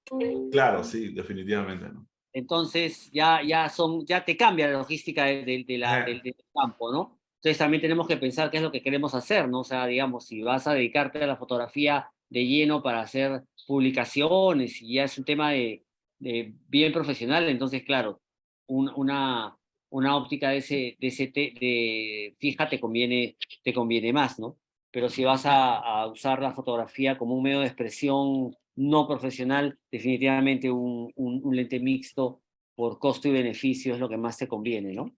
Claro, sí, en el tema costo-beneficio yo creo que sí, ¿no? Las ópticas fijas cuestan, ¿no? Son caras y no todo el mundo puede acceder, ¿no? Si eres alguien que está empezando y Sí. que, bueno, y que no cuenta con el presupuesto, pues sí, ¿no? Un telezoom es lo más indicado Sí. para ti, ¿no?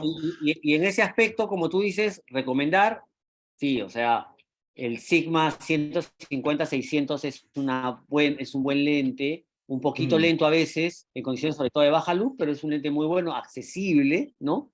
sí, sí, sí, He estado totalmente. trabajando, he trabajado con uno de ellos Sí, sí, me hace poco contabas, justo me contabas, ¿no? y me Estuvimos ha hablando de eso. funcionado muy bien, ¿sí? Cortesía del amigo Fortunato Ryan, que está entre los participantes, y funciona muy bien, ¿no? Entonces, ese es un lente a recomendar definitivamente. Ujú, ujú. Bueno, en respuesta de lo que nos pregunta amigo Luis Cajamarca, claro, las cámaras compactas como la Nikon Coolpix P1000, o sea, finalmente eso depende de hacia dónde quieres llegar con la fotografía, ¿no? O sea, Claro. Yo he tenido la eh, oportunidad de probar esa, ¿eh? Yo he tenido la oportunidad de probar esa cámara. Esa, la P1000. La P900 y la P1000. He tenido la suerte de probarlas las dos. Y bueno, sí, pues en condiciones de luz óptimas tienen resultados simpáticos, ¿no? Y son livianitas, ligeritas, ¿no? No pesan nada, las puedes guardar en tu bolso, ¿no? Las puedes guardar en un cangurito y normal, ¿no? No tienes que estar cargando los lentotes ni nada, ¿no? Pero ahí hay, ¿no? Hay temas de enfoque, por ejemplo, ¿no? Si tienes un enfoque, si tienes una escena rápida, ya tu enfoque definitivamente no va a jalar, ¿no? O si claro, tienes esto, si tienes, ¿no? claro. Quieres mayor calidad de imagen, ¿no? Ahí también tienes un problema, Claro, ¿no? pero Que no sé. son buenas cámaras para iniciar, son buenas cámaras para si de Sí, por repente quieres supuesto, salir al son buenísimas. campo, porque entre todos los que hacemos fotografía no todos hacemos libros, No, o pues, no todos, ahora existen las redes sociales que te exigen una resolución menor, y en ese sentido, además hay un tema importante que tiene más que ver con el uso de tu cámara, ¿no? Cuando conoces bien tu cámara y sabes ujú, sus limitaciones y sus beneficios y sus fortalezas, entonces ujú. puedes sacar buenas imágenes, ¿no? Quizás no Claro, puedas... sobre todo conocer en qué, por ejemplo, acá Jairo nos pregunta también sobre la Lumix FZ70, ¿no? Y sobre la FZ72, ¿no? Que son cámaras compactas.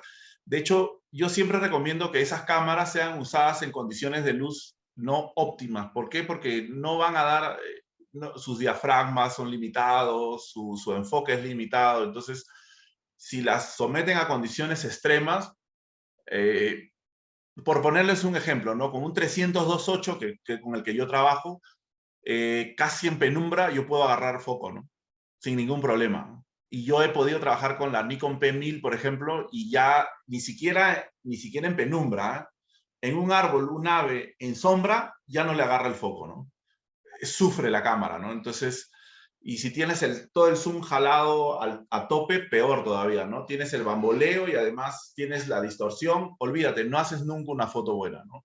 Entonces, yo recomiendo que las personas que nos escuchan y que tienen una cámara compacta procuren estar en condiciones de luz óptimas para su cámara, ¿no? Es decir, buena luz, que la velocidad sea óptima, que la luminosidad sea buena, para que sus cámaras puedan funcionar de manera correcta, ¿no? Si no, o sea, no podemos pedirle a un triciclo ir a la velocidad de una moto, ¿no? Es así de simple, ¿no? Es así de sencillo. Sí, sí, eso es importante, conocerla, o sea, además sobre todo para no frustrarse cuando uno comienza a hacer fotografías, no Exacto, frustrarse con que mi cámara no da, entonces no sale bien la foto, hay que conocer las limitaciones de las cámaras. Si las claro, sí. conocemos bien, vamos a poder hacer fotos buenas en las condiciones para que las cámaras están hechas, ¿no? Ujú. Ahora, en este caso, bueno, ¿qué diferencias hay en el uso de, bueno, vamos a pasar a la siguiente pregunta, ¿qué diferencias hay en el uso de escondites y redes de camuflaje o trajes de camuflaje, ¿no? Eh, yo siempre hago ¿por qué pongo la diferencia? Porque a mí me ha pasado muchas veces instalar un escondite, ¿no? Un escondite fijo, y luego a la mañana siguiente pegarte el madrugón, llegar y que no haya ni un ave. Me ha pasado, no sé, un montón de veces. Un montón de veces. Entonces, la limitante de los escondites fijos es que no puedes moverlos. Y si el ave no viene, pues ahí estás, ¿no? No hay más. Mientras que con una red de camuflaje o con un traje de camuflaje, tú te puedes mover en la naturaleza. Esa es, yo creo, que la principal diferencia, ¿no? Ahora, ¿qué sucede con los escondites o con los camuflajes? ¿Por qué son importantes? Porque nos van a permitir acercarnos, ¿no? Por ejemplo, la imagen que ven es una imagen que ha sido hecha sin camuflaje. De hecho, estábamos con Gabriel en esta oportunidad en Paracas. Y esta fotografía siguiente ha sido hecha con camuflaje, ¿no? Entonces, hay un beneficio para nosotros para optar por el camuflaje, porque nos va a permitir aproximarnos a las especies, ¿no? Como les digo, la gran diferencia es esa, ¿no? Ahora, existen también otro tipo de escondites que son, ¿no? Los escondites en los que pones ¿no? Pones un escondite y pones un comedero, un bebedero o algo, y esos también tienen resultados a largo plazo, ¿no? Pero necesitas tener un predio, necesitas tener un espacio donde montar eso. En la naturaleza es muy difícil, menos si trabajas en áreas naturales protegidas, por ejemplo, ¿no? Entonces, en ese sentido, para mí sería no una diferencia grande el uso del camuflaje no móvil, por así decirlo, y el camuflaje de las carpitas, ¿no? Yo tuve la oportunidad de usar esas carpitas como silla que cierras, ¿no? Que cierras como un cochecito de niños, básicamente, y te quedas sentadito con tu monopié y tu lente, y el lente lo sacas por un huequito y tienes unas ventanitas por donde puedes ver a las aves, ¿no? Me acuerdo, estaba lejos del país, estaba en otro país, en medio de un bosque, ¿no? Y esperando los bichos, ¿no? Esperando que pasen, ¿no? Y te sientas ahí, bueno, toda la mañana, buenas noches los pastores, y ahí esperas a que vengan, ¿no? Pero con esa sillita y con ese escondite fijo no te puedes mover. Y en algunos casos, por ejemplo, las especies son muy sensibles, ¿no? En algunos casos, en bosques, en lugares, apenas detectan un movimiento, ¡pup!, se van, ¿no? Entonces, esas son ¿no? Las dos formas de camuflarte y que yo encuentro las diferencias, ¿no? La otra forma, y siempre lo digo cuando vamos caminando por la naturaleza, ¿no? Una de las posiciones más simpáticas para adoptar es la del tirador echado. ¿Por qué? Porque vamos a achicar nuestra silueta, ¿no? Las aves no nos van a ver como una amenaza. Recuerden que nosotros en la naturaleza somos depredadores, tenemos la vista adelante. Preferentemente, si no nos ven el rostro es mejor. Yo uso unas capuchas camufladas, gorros, red de camuflaje, ¿no? Para que no me vean el rostro. ¿Por qué? Porque si te ven el rostro, las aves van a salir despavoridas. Y esta posición del tirador echado, como yo le digo, ¿no? Es como el francotirador, ¿no? Esto nos permite tener una perspectiva a ras, ¿no? Entonces las aves nos van a quedar a ras, dependiendo de dónde estemos, ¿no? En algunos casos, por ejemplo, en los bosques tropicales, ¿no? Si tenemos un apostadero de altura en un bosque montano, por ejemplo, nos apostamos en un risco y vamos a mirar a los ojos a las aves que pasen por el dosel del bosque. Pero en el caso de tener, por ejemplo, un lugar como Villa, que es un lugar en el que yo he trabajado muchísimos años, desde el 2000, 2002 hago fotografías en Villa, ¿no? Esto creo que cuando no existía nada en Villa, ¿no? La posición del tirador echado es una posición que nos va a permitir estas perspectivas, ¿no?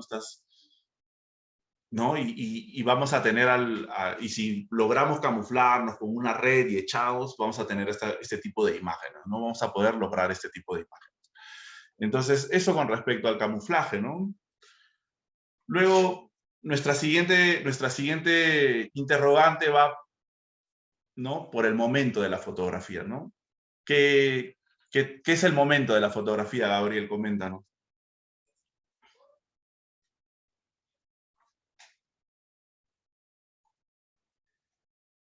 Estás muteado. Perdón, bueno, como hemos venido diciendo en esta conversación, la fotografía de naturaleza es un sujeto con una cámara estacionado fotografiando a objetos que se mueven por todos lados. Claro. que no solo se mueven por todos lados, sino que se mueven por instinto, por comportamiento, y que no están de acuerdo con nosotros como fotógrafos para que se muevan, ¿no? Entonces ellos van a hacer lo que ellos quieran.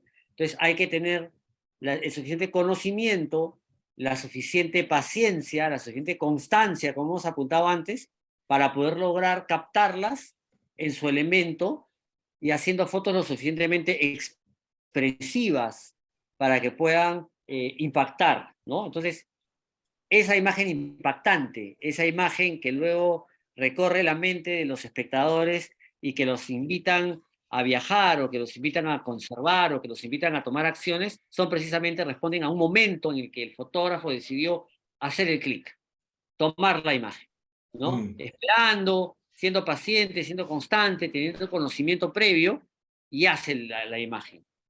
Esa Ujú. imagen que es capaz de describir al sujeto fotografiado, sobre todo cuando se trata de fauna silvestre, que logra describir su comportamiento y su hábitat de forma exitosa, ¿no? Entonces, ese es el momento. Ese es el momento en que ves a esta hormiga cortahojas en su chamba de llevar su carga desde un árbol a 30 o 40 metros de altura hasta su madriguera, ¿no? Muchas veces Ujú. arriesgando que se le caiga la carga o que sea comida por un pájaro, ¿no? El instante en que puedes ver que el colibrí maravilloso despliega sus plumas de la cola, ¿no? Y puede tomar el nombre que tiene, ¿no? Colibrí maravilloso, ¿no? Eso es un Claro. momento, ese es un Ujú. momento. Entonces, eso es a lo que hacemos referencia, ¿no? Y para lograrlo se requieren de varias cualidades y de varios ingredientes que tienen que terminar en una imagen que capte ese momento, ¿no? Claro. Sí, sí, yo siempre lo digo, ¿no? El momento no es ni antes ni después, ¿no? Es ahí en el momento, ¿no? Por ejemplo, la foto que vemos ahora de la hormiga no podría ser la foto si es que no hubiese sido tomada en el momento en que la hormiga pasa con su hoja cortada, ¿no? Porque si la ves pasar a la hormiga solita es como que, otra hormiga más, ¿no? Sí, tienes el registro de la hormiga, puede ser una foto bonita de la hormiga, pero el momento de la hormiga cortadora de hojas es cuando pasa, ¿no? De hecho, hace unos años ganó, no recuerdo ahorita el nombre de este fotógrafo, ganó con una foto de cortadoras de hoja que habían cortado diferentes pétalos, ¿no? De colores. Entonces pasaban, eran 4 o 5 hormigas con pétalos, con cortes de diferentes colores, ¿no? Entonces, son los momentos, ¿no? Aquí hay unos ejemplos. ¿Y por qué hago hincapié en el momento? Porque el momento va a determinar la expresividad también de una imagen, ¿no?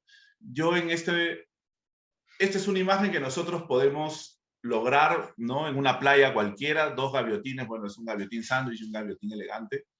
Tuve la suerte de tenerlos ahí. Pero yo quiero que vean, ¿no? Cómo progresa a través del momento y a través del clic y lo que decía Gabriel, ¿no? El momento, ¿no? El momento en el que despliega sus alas o hace algo y nos entrega parte de su comportamiento, parte de su belleza, ¿no? Las aves son bellas por excelencia, ¿no? Y entonces explotar la belleza de sus plumas, de sus comportamientos, de lo que hacen, de cómo despliegan las alas, yo creo que es sacarle el jugo a las aves, ¿no? Y entonces, esta foto, esta tercera fotografía es inmensamente más expresiva que la primera fotografía, ¿no? ¿Y por qué es más expresiva? Por el momento. Son 3 momentos en los que nosotros hacemos la imagen, ¿no? Y como podemos ver, tenemos 3 fotos diferentes, una más expresiva que la otra, ¿no? Y eso, acá quiero hacer una pausita porque Alexander Aima pregunta, eh, consulta acerca de los camuflajes. Dice, ¿qué opina de la ropa de color gris para fotografías de aves? Personalmente tuve buenos resultados. Sí, de hecho, hay una gama de colores, ¿no? Sobre todo tonos oscuros, camuflados, grises, ¿no? Que sean neutros, que nos permiten eh, invisibilizarnos o por lo menos menorar el sentido de nuestra presencia frente a las aves. Y yo creo que grises, ¿no? Grises oscuros, no sé, olivos, verdes, verdes camuflados, verdes hoja, Ahora, va a depender también del entorno y el hábitat en el que te muevas, porque si vas no sé, al desierto de Paracas con un verde chillón, no, todo el mundo te va a ver, ¿no? Porque no eres parte del entorno, ¿no? Entonces, esto va a depender mucho del entorno en el que te mueves, ¿no? Alexander nos pregunta, nos dice que él tuvo buenos resultados, ¿no? Entonces, habría que ver en qué entorno, en qué tipo de hábitat te estás moviendo, ¿no? Si te estás moviendo en un hábitat que ese color funciona, pues perfecto, ¿no? Pero si vas a trabajar, por ejemplo, al filo de la playa, ¿no? Que todo es gris, que todo es arena y te pones un verde chillón, ¿no? Un verde camuflado medio chillón, bueno, no creo que, creo que te van a ver, ¿no? Te van a diferenciar. Entonces, eso, ¿no? Bien, ahora pasamos un poquito a la parte de macro, ¿no? ¿Qué equipos usas para macro? A ver, Gabo, arranca tú.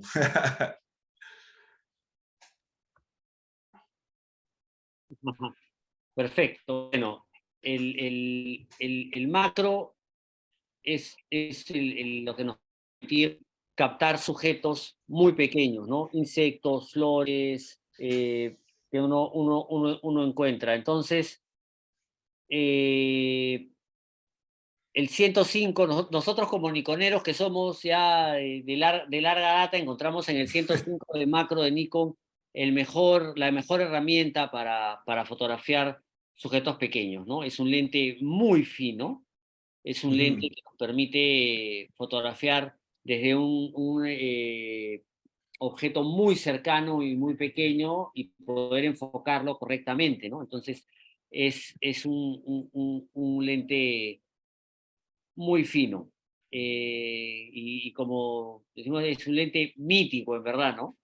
Pero Sí, claro, no es el único, no es la única herramienta opción. que tenemos para fotografiar. Existen muchas otras herramientas y herramientas que han perdido un poco de uso con los años, ¿no? Como los anillos de extensión o los tubos de extensión, que claro, te permiten tomarle el ojo a una mosca, pero Ajá. requieren de un expertise un poco más avanzado, porque ahí ya comienzas a entrar en el tema matemático, ¿no? Porque Sí, claro, del enfoque. pones tubos o pones el famoso Fuelle. fuelle, Ajá. todo el control de tu enfoque, ¿no? Entonces tienes que enfocarlo siguiendo reglas matemáticas, ¿no? Entonces es más Claro. complicado. Siempre hay Sí. lentes, y todas las marcas, Canon tiene algunos lentes, me parece que hay un El 60 100. o El el 100, 100. que Sí, el también es 100. muy bueno, ¿no? Entonces Ajá, siempre ajá. es mejor utilizar lentes que utilizar fuelles o tubos de extensión, pero existen, y sobre todo para quien tiene y quiere el reto de fotografiar el ojo de una mosca, de una polilla, Claro, del macro tubos de extremo, ¿no? extensión, estos extremos son la herramienta ideal, pero para el campo y para movernos en el campo como solemos hacerlo, lo mejor es tener un buen lente de macrofotografía, ¿no? Claro, sí. Y trabajarlo además pacientemente, ¿no?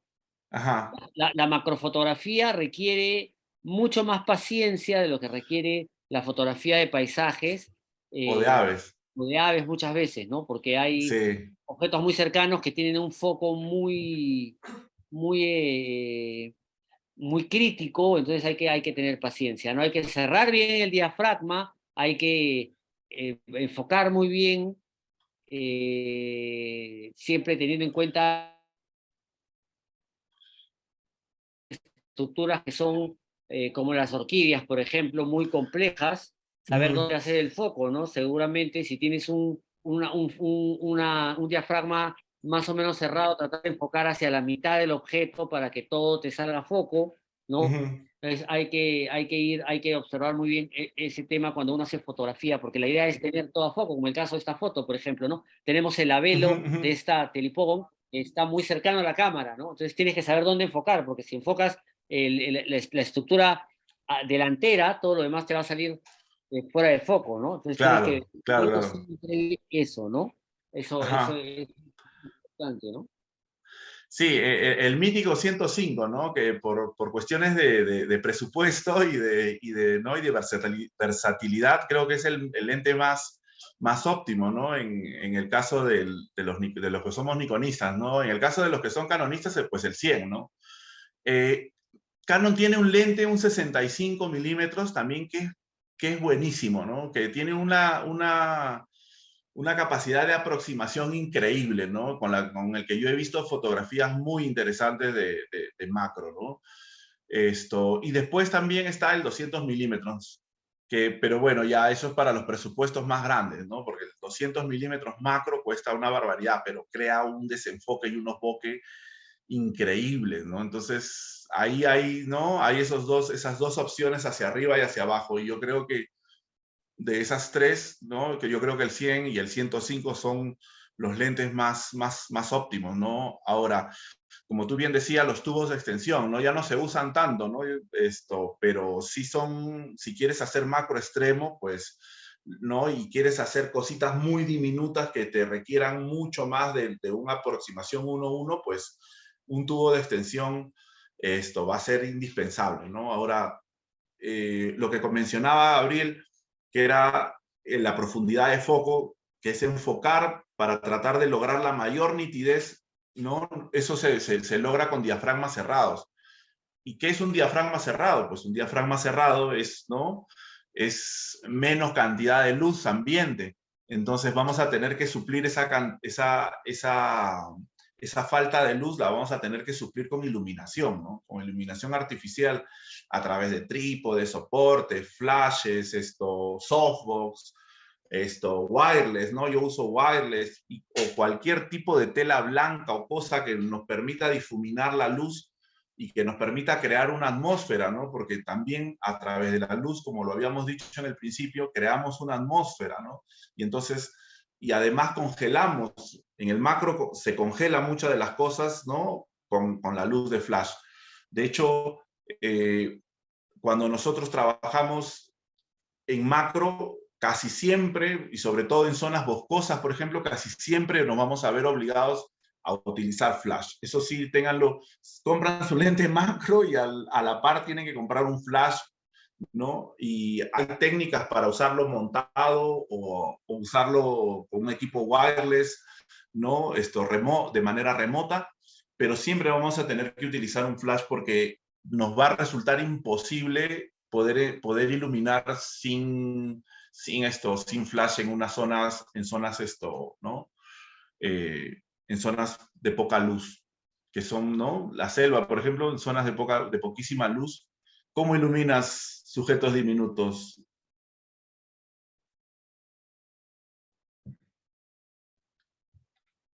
Es la pregunta siguiente, ¿no? Estaba viendo si había más preguntas en el chat. Perdón. Bueno, la iluminación de sujetos diminutos, como le decía, siempre, ¿no? Siempre va a tener que usarse con flash. Yo siempre intento que la iluminación del flash no sea tan evidente, ¿no? Intento maquillar un poquito y difuminar un poquito las luces de los flashes, ¿no? De hecho, estas dos fotografías han sido hechas con flash, ¿no? Y con dos flashes incluso, ¿no?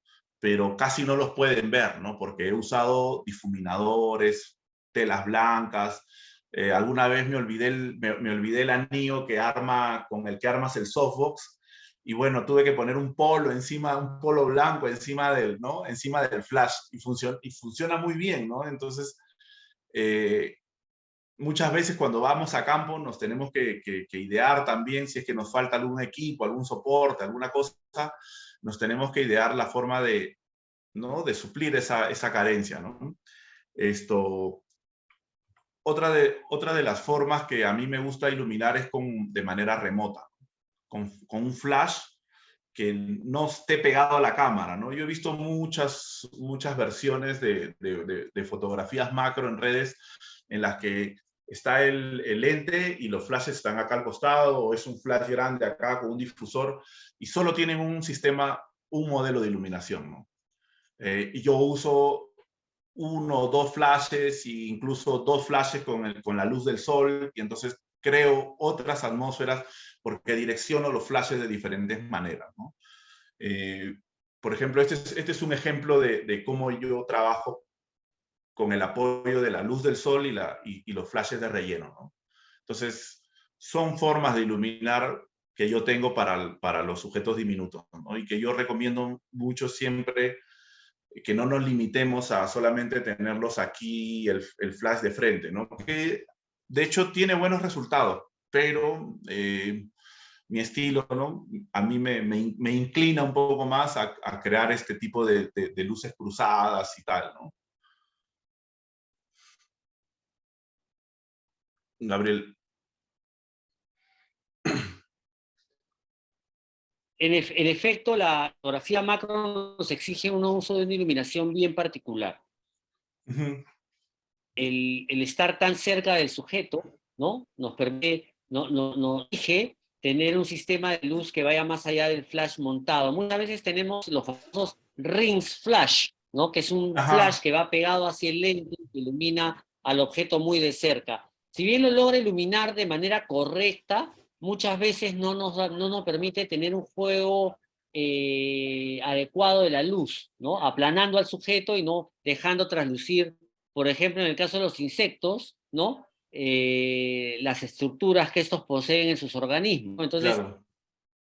las orquídeas, ¿no? Que tienen estructuras complejas también, ¿no? Entonces, en ese aspecto siempre es mejor que la macrofotografía dependa de flashes separados de la cámara, normalmente, como dice Cristian, con softbox que permitan difuminar la luz y puestos muchas veces enfrentados, ¿no? Al sujeto o alejados del sujeto para dar, por ejemplo, la sensación, bueno, en este caso esta foto se ha tomado con luz natural, pero también se puede lograr con iluminación artificial, No, ¿no? tiene las Colocando dos. al Tiene flash. luz natural y tiene flashes, ¿no? Claro. Entonces, ¿eso qué nos permite? Separar al sujeto del fondo, Uh-huh. ¿no?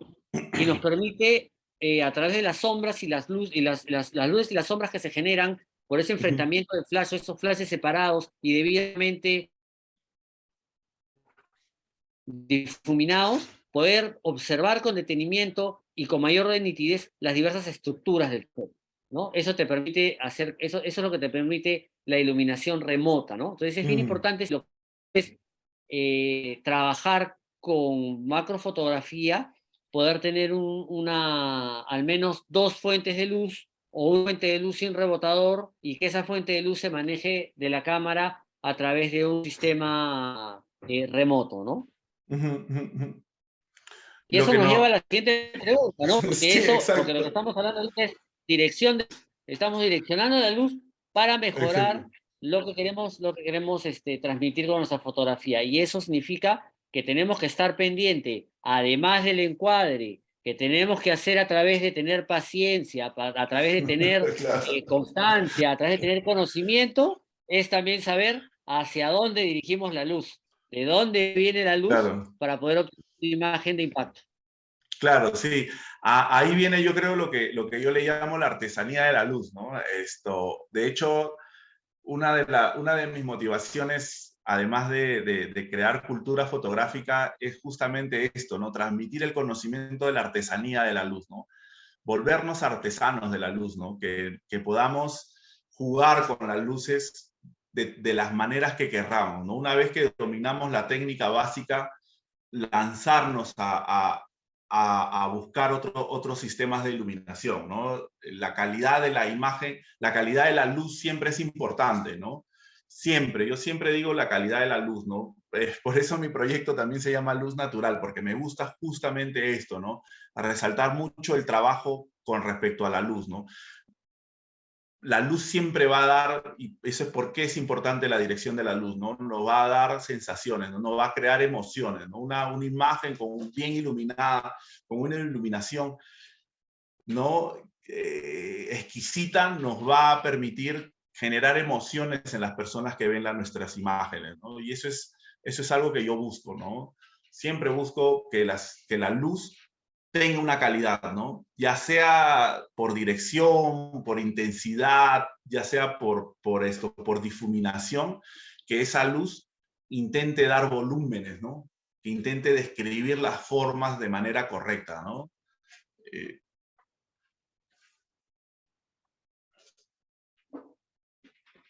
Por de ejemplo, hecho, aquí en esta foto estamos viendo, tenemos una foto sugerente, por así decirlo, misteriosa, ¿no? Es una foto tomada en medio del bosque, ¿no? Entonces, ese es, Ajá. ese es un poco lo que se quiere decir ahí, ¿no? Estás en medio de un bosque, en medio del sotobosque amazónico, tomando esta foto, porque esa foto, que es una orquídea del género Pleurotalis, es Ujú. diminuta, ¿no? Es prácticamente, a ojos poco entrenados, prácticamente pasaría desapercibida, ¿no? Sí, Entonces es una joya del bosque, ¿no? Y la luz nos está ayudando a decir eso precisamente, ¿no? Entonces eso es lo que busca la dirección, dar textura, dar volumen, y lo que hablábamos hace un momento, ¿no? Poder decir a través de la imagen, poder evidenciar las complejas estructuras que la naturaleza le ha dado durante el proceso evolutivo a esta orquídea, ¿no? O a claro, un pinche, o a un escarabajo, ¿no? Entonces, eso tiene que ver básicamente con la dirección de la luz. Hacia claro. dónde apuntas tu flash o hacia dónde te pones para que la luz del sol te ayude a evidenciar eso que quieres mostrar, ¿no? Ujú. Y es algo que se aprende con los años, no es algo que de Con la técnica, tanto va el sí, con la exploración de agua la al técnica. cántaro, que vas aprendiendo esa técnica de cómo. Y ahí en realidad el mejor consejo que podemos darles, creo, es que hagan 500.000 fotos y que muevan su flash y que vayan moviendo el flash a todas las direcciones posibles para que aprendan a ver cómo ese cambio de dirección de la luz afecta al objeto fotografiado, ¿no? Claro. Sí, el hecho de, por ejemplo, yo siempre digo, ¿no? Las luces laterales resaltan mucho los detalles, ¿no? Como en la foto anterior ¿no? de esta Pleurotalis, ¿no? Qué tristísimo sería ponerle una luz así de frente, ¿no? Nos aplastaría todo, ¿no? Igual en esta mariposa, si la luz no fuera lateral, no podríamos apreciar toda la textura de las alas, del cuerpo, ¿no? Eso es porque para mí es sumamente importante la dirección de la luz, ¿no? Y por eso hemos puesto esta interrogante, ¿no? ¿Por qué es importante la dirección de la luz? ¿No? Porque la luz, el color y el momento van a ser un triángulo en el cual nosotros vamos a poder desenvolver nuestra técnica y vamos a poder conseguir imágenes más expresivas y más hermosas, ¿no? De la naturaleza, que es lo que al final cada fotógrafo intenta, ¿no? En su trabajo. Yo, con estas palabras, ya estamos por finalizar, ¿no? Este webinar. Hago, ¿no? Un llamado a la gente, ¿no? A buscar la imagen bonita, ¿no? Siempre digo, yo soy un amante de la imagen bonita. Quiero encontrar la imagen bonita, ¿no? En mi cabeza hay imágenes bonitas y quiero lograrlas en la naturaleza, ¿no? Quiero encontrar la imagen de la orquídea, la imagen del insecto, de la libélula, del ave, ¿no? Con luces exquisitas, ¿no? Ese es con momentos, ¿no? Momentos que no se van a repetir, ¿no? Un momento pasa algo y se desvanece, ¿no? Sabemos eso a lo largo de todos estos años, ¿no, Gabriel? Que han habido cosas que hemos visto una vez y después para volverlas a ver han pasado años o de repente no las hemos vuelto a ver. Entonces, hay que aprovechar esto, hay que aprovechar esos momentos, ¿no? Que nos regala la naturaleza. Bueno, acá antes de terminar hay un par de preguntas. Jorge Flores pregunta cómo se iluminan insectos o aves, cómo gestionamos la iluminación fuera de la cámara, si se prepara la imagen y se espera que vuelva al punto iluminado del sujeto, o cómo se hace para que el sujeto aguante el proceso sin espantarse. Esa Ajá. es una pregunta compleja de responder en el sentido de que si estás, depende, ¿no? Si el sujeto tiene movimiento o no. En el caso de una orquídea, por ejemplo, puedes preparar tu iluminación sin el temor de que el sujeto se espante o perezca o se dañe, ¿no? En el caso de un ave, claro, es mucho más complejo. En el caso de un ave es básicamente una combinación que es el resultado de la experiencia, ¿no? Entonces sabes más o menos lo que el ave va a hacer, ¿no? Como hemos hablado anteriormente, sabes si el ave se va a mover, si el ave es fácilmente espantable, hay aves que no se espantan, ¿no? Yo he visto pavas en Guayquecha que, por ejemplo, se quedan a esperarte y se dejan prácticamente que las peines para que tomes la mejor foto, ¿no? Claro. Y hay otras que te sienten a 20 metros, 30 metros y ya están escondidas, ¿no? Ajá. Entonces, no hay una forma de hacer que un animal, o un ave o cualquier otro animal aguante. Hay sí animales que, por ejemplo, son sobre todo de caza nocturna, como ciertos insectos o las ranas, e incluso mamíferos menores, ¿no? Como las marsopas, por Ujú. ejemplo, que su técnica de camuflaje es mantenerse lo más quietos posibles para que el Sí, depredador piense sí, que está sí, muerto, ¿no? claro, Entonces, en ese lo que le va a servir es conocer al animal fotografiado, ¿no? Y saber claro. cómo va a ser la mejor manera. Ahí, por ejemplo, sopas, y es más, hace unos días hemos fotografiado una con Fortunato en Cochacayu, que claro, se quedó quieta porque pensó, o sea, ella pensaba que estábamos muertos, ella pensaba que nosotros pensábamos que ella estaba muerta, ¿no? Claro, es lo que intenta, ¿no? Es lo que intenta, Claro, hacerte creer que está inerte, claro, ¿no? Que no, es estoy inerte. muerto, no me comas, ya me morí, ¿no? Ya, claro. O la otra que tomamos a un sapo cornudo metido en medio de la tarasca, que él está totalmente convencido que no lo estábamos viendo, ¿no? Claro, hay especies que Claro, confían mucho en su camuflaje, ¿no? Por ejemplo, en el caso de las aves, los putus, claro. por ejemplo, ¿no? Confían los ayaimama, como se les conoce, ¿no? Los nictibios, por ejemplo, confían mucho en su camuflaje, ¿no? Entonces, puedes aproximarte mucho, ¿no? Y hay otras especies que no, ¿no? Entonces, en el caso Claro. para responder un poco la pregunta, ¿no? Va a depender mucho de la especie que desees fotografiar. Ahora, no es imposible fotografiar determinada especie si es que es arisca, si es que es huiriza, ¿no? Va a depender de tu paciencia, tu constancia y tu conocimiento de la especie, de dónde se mueve, dónde va a estar, dónde prever qué va a hacer, ¿no? Y eso es un trabajo de años, ¿no? Ese es un trabajo constante. Por eso siempre digo, ¿no? La paciencia, la constancia, el conocimiento son cosas que nos van a minimizar el factor suerte, ¿no? Tú puedes tener toda la suerte del mundo, llegas a un lugar, pones tu flash y ¡pum! Se aparece y tienes la foto. ¡Oh, genial! Pero no sucede siempre, ¿no? Esos son accidentes. Lo normal es que no suceda, que el ave no venga donde tú quieres, que el ave no pase por el mismo lugar, ¿no? Alguna vez pajareando con Fernando Angulo me decía, ¿no? Las bandadas mixtas, tómales la hora, ¿no?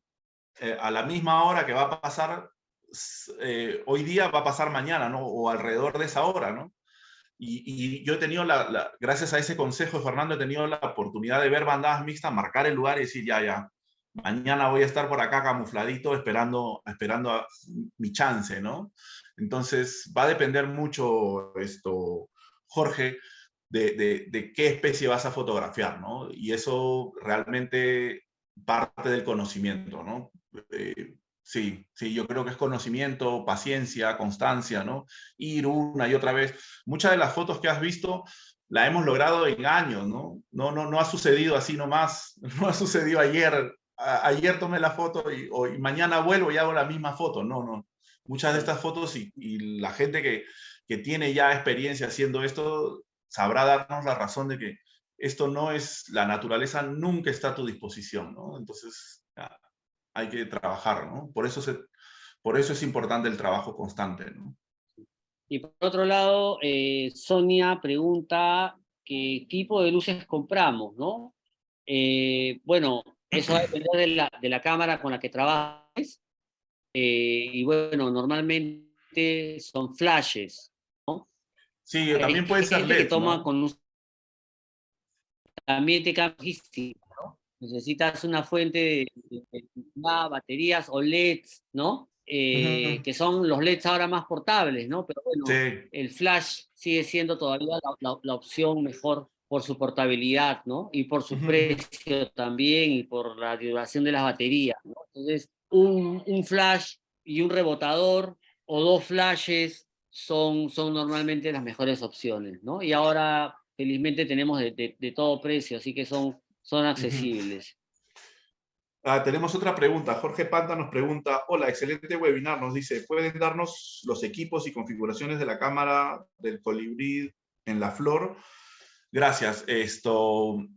Bueno, si es esta foto del colibrí de Cora, esta foto ha sido tomada con una cámara Nikon, un 300 milímetros 2.8. No tiene flash, ha sido tomada contra luz, ¿no? Y bueno, la velocidad de obturación arriba de 1000, ¿no? 1000, 1000 y pico debe ser para poder congelar las alas, ¿no? Yo siempre recomiendo que arriba de 1000 la velocidad de obturación. Ahora, dependiendo del lente que tengas, vas a tener que subir más o menos el ISO, ¿no? Para poder congelar, ¿no? Y también va a depender mucho de la calidad de la luz, ¿no? Entonces, sí, esto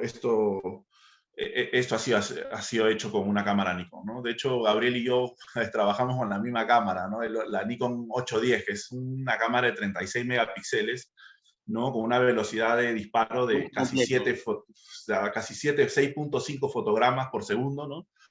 En el caso de tener grip, podríamos llegar a 8 fotogramas por segundo. Entonces, son cámaras bastante rápidas. Bueno, ahora en el mercado existen cámaras muchísimo más rápidas, como las cámaras que no tienen espejo, las mirrorless, ¿no? Que son cámaras aún más rápidas todavía, con 10, 12, 15, 20 fotogramas por segundo, ¿no? Entonces, ¿qué va a demandar? Que tengas menos fotogramas. Si tú tienes un equipo más básico, pues va a demandar de que tengas, ¿no? Más precisión, ¿no? De repente tienes un shot, ¿no? Conocemos gente que hace cosas como esta de un shot, ¿no? Entonces, sí. Después, Sonia nos pregunta también, perdonen, pero bueno, ya respondimos a lo de Sonia, ¿no? Sí, yo quería hacer una acotación a Sonia. Si vas a fotografiar aves, yo te recomiendo que uses flashes.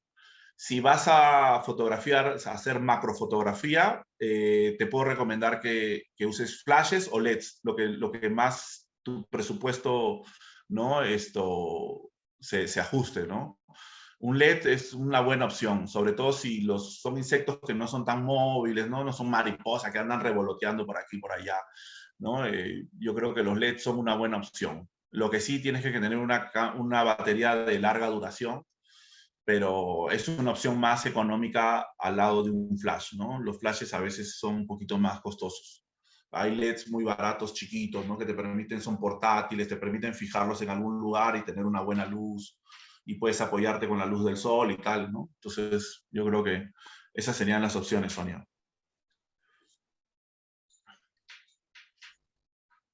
Bueno, no tenemos creo más preguntas, ¿no? ¿Ah, sí? Ya, no, creo que no tenemos más preguntas. Bueno, agradecer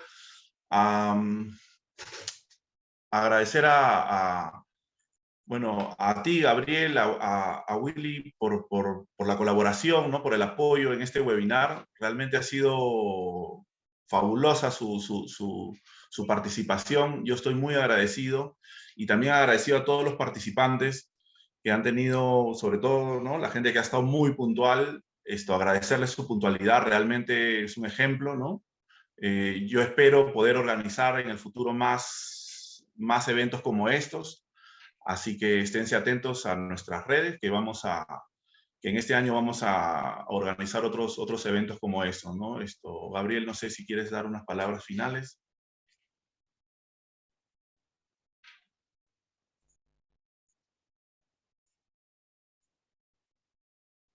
Gabriel. Algo pasó con Gabriel.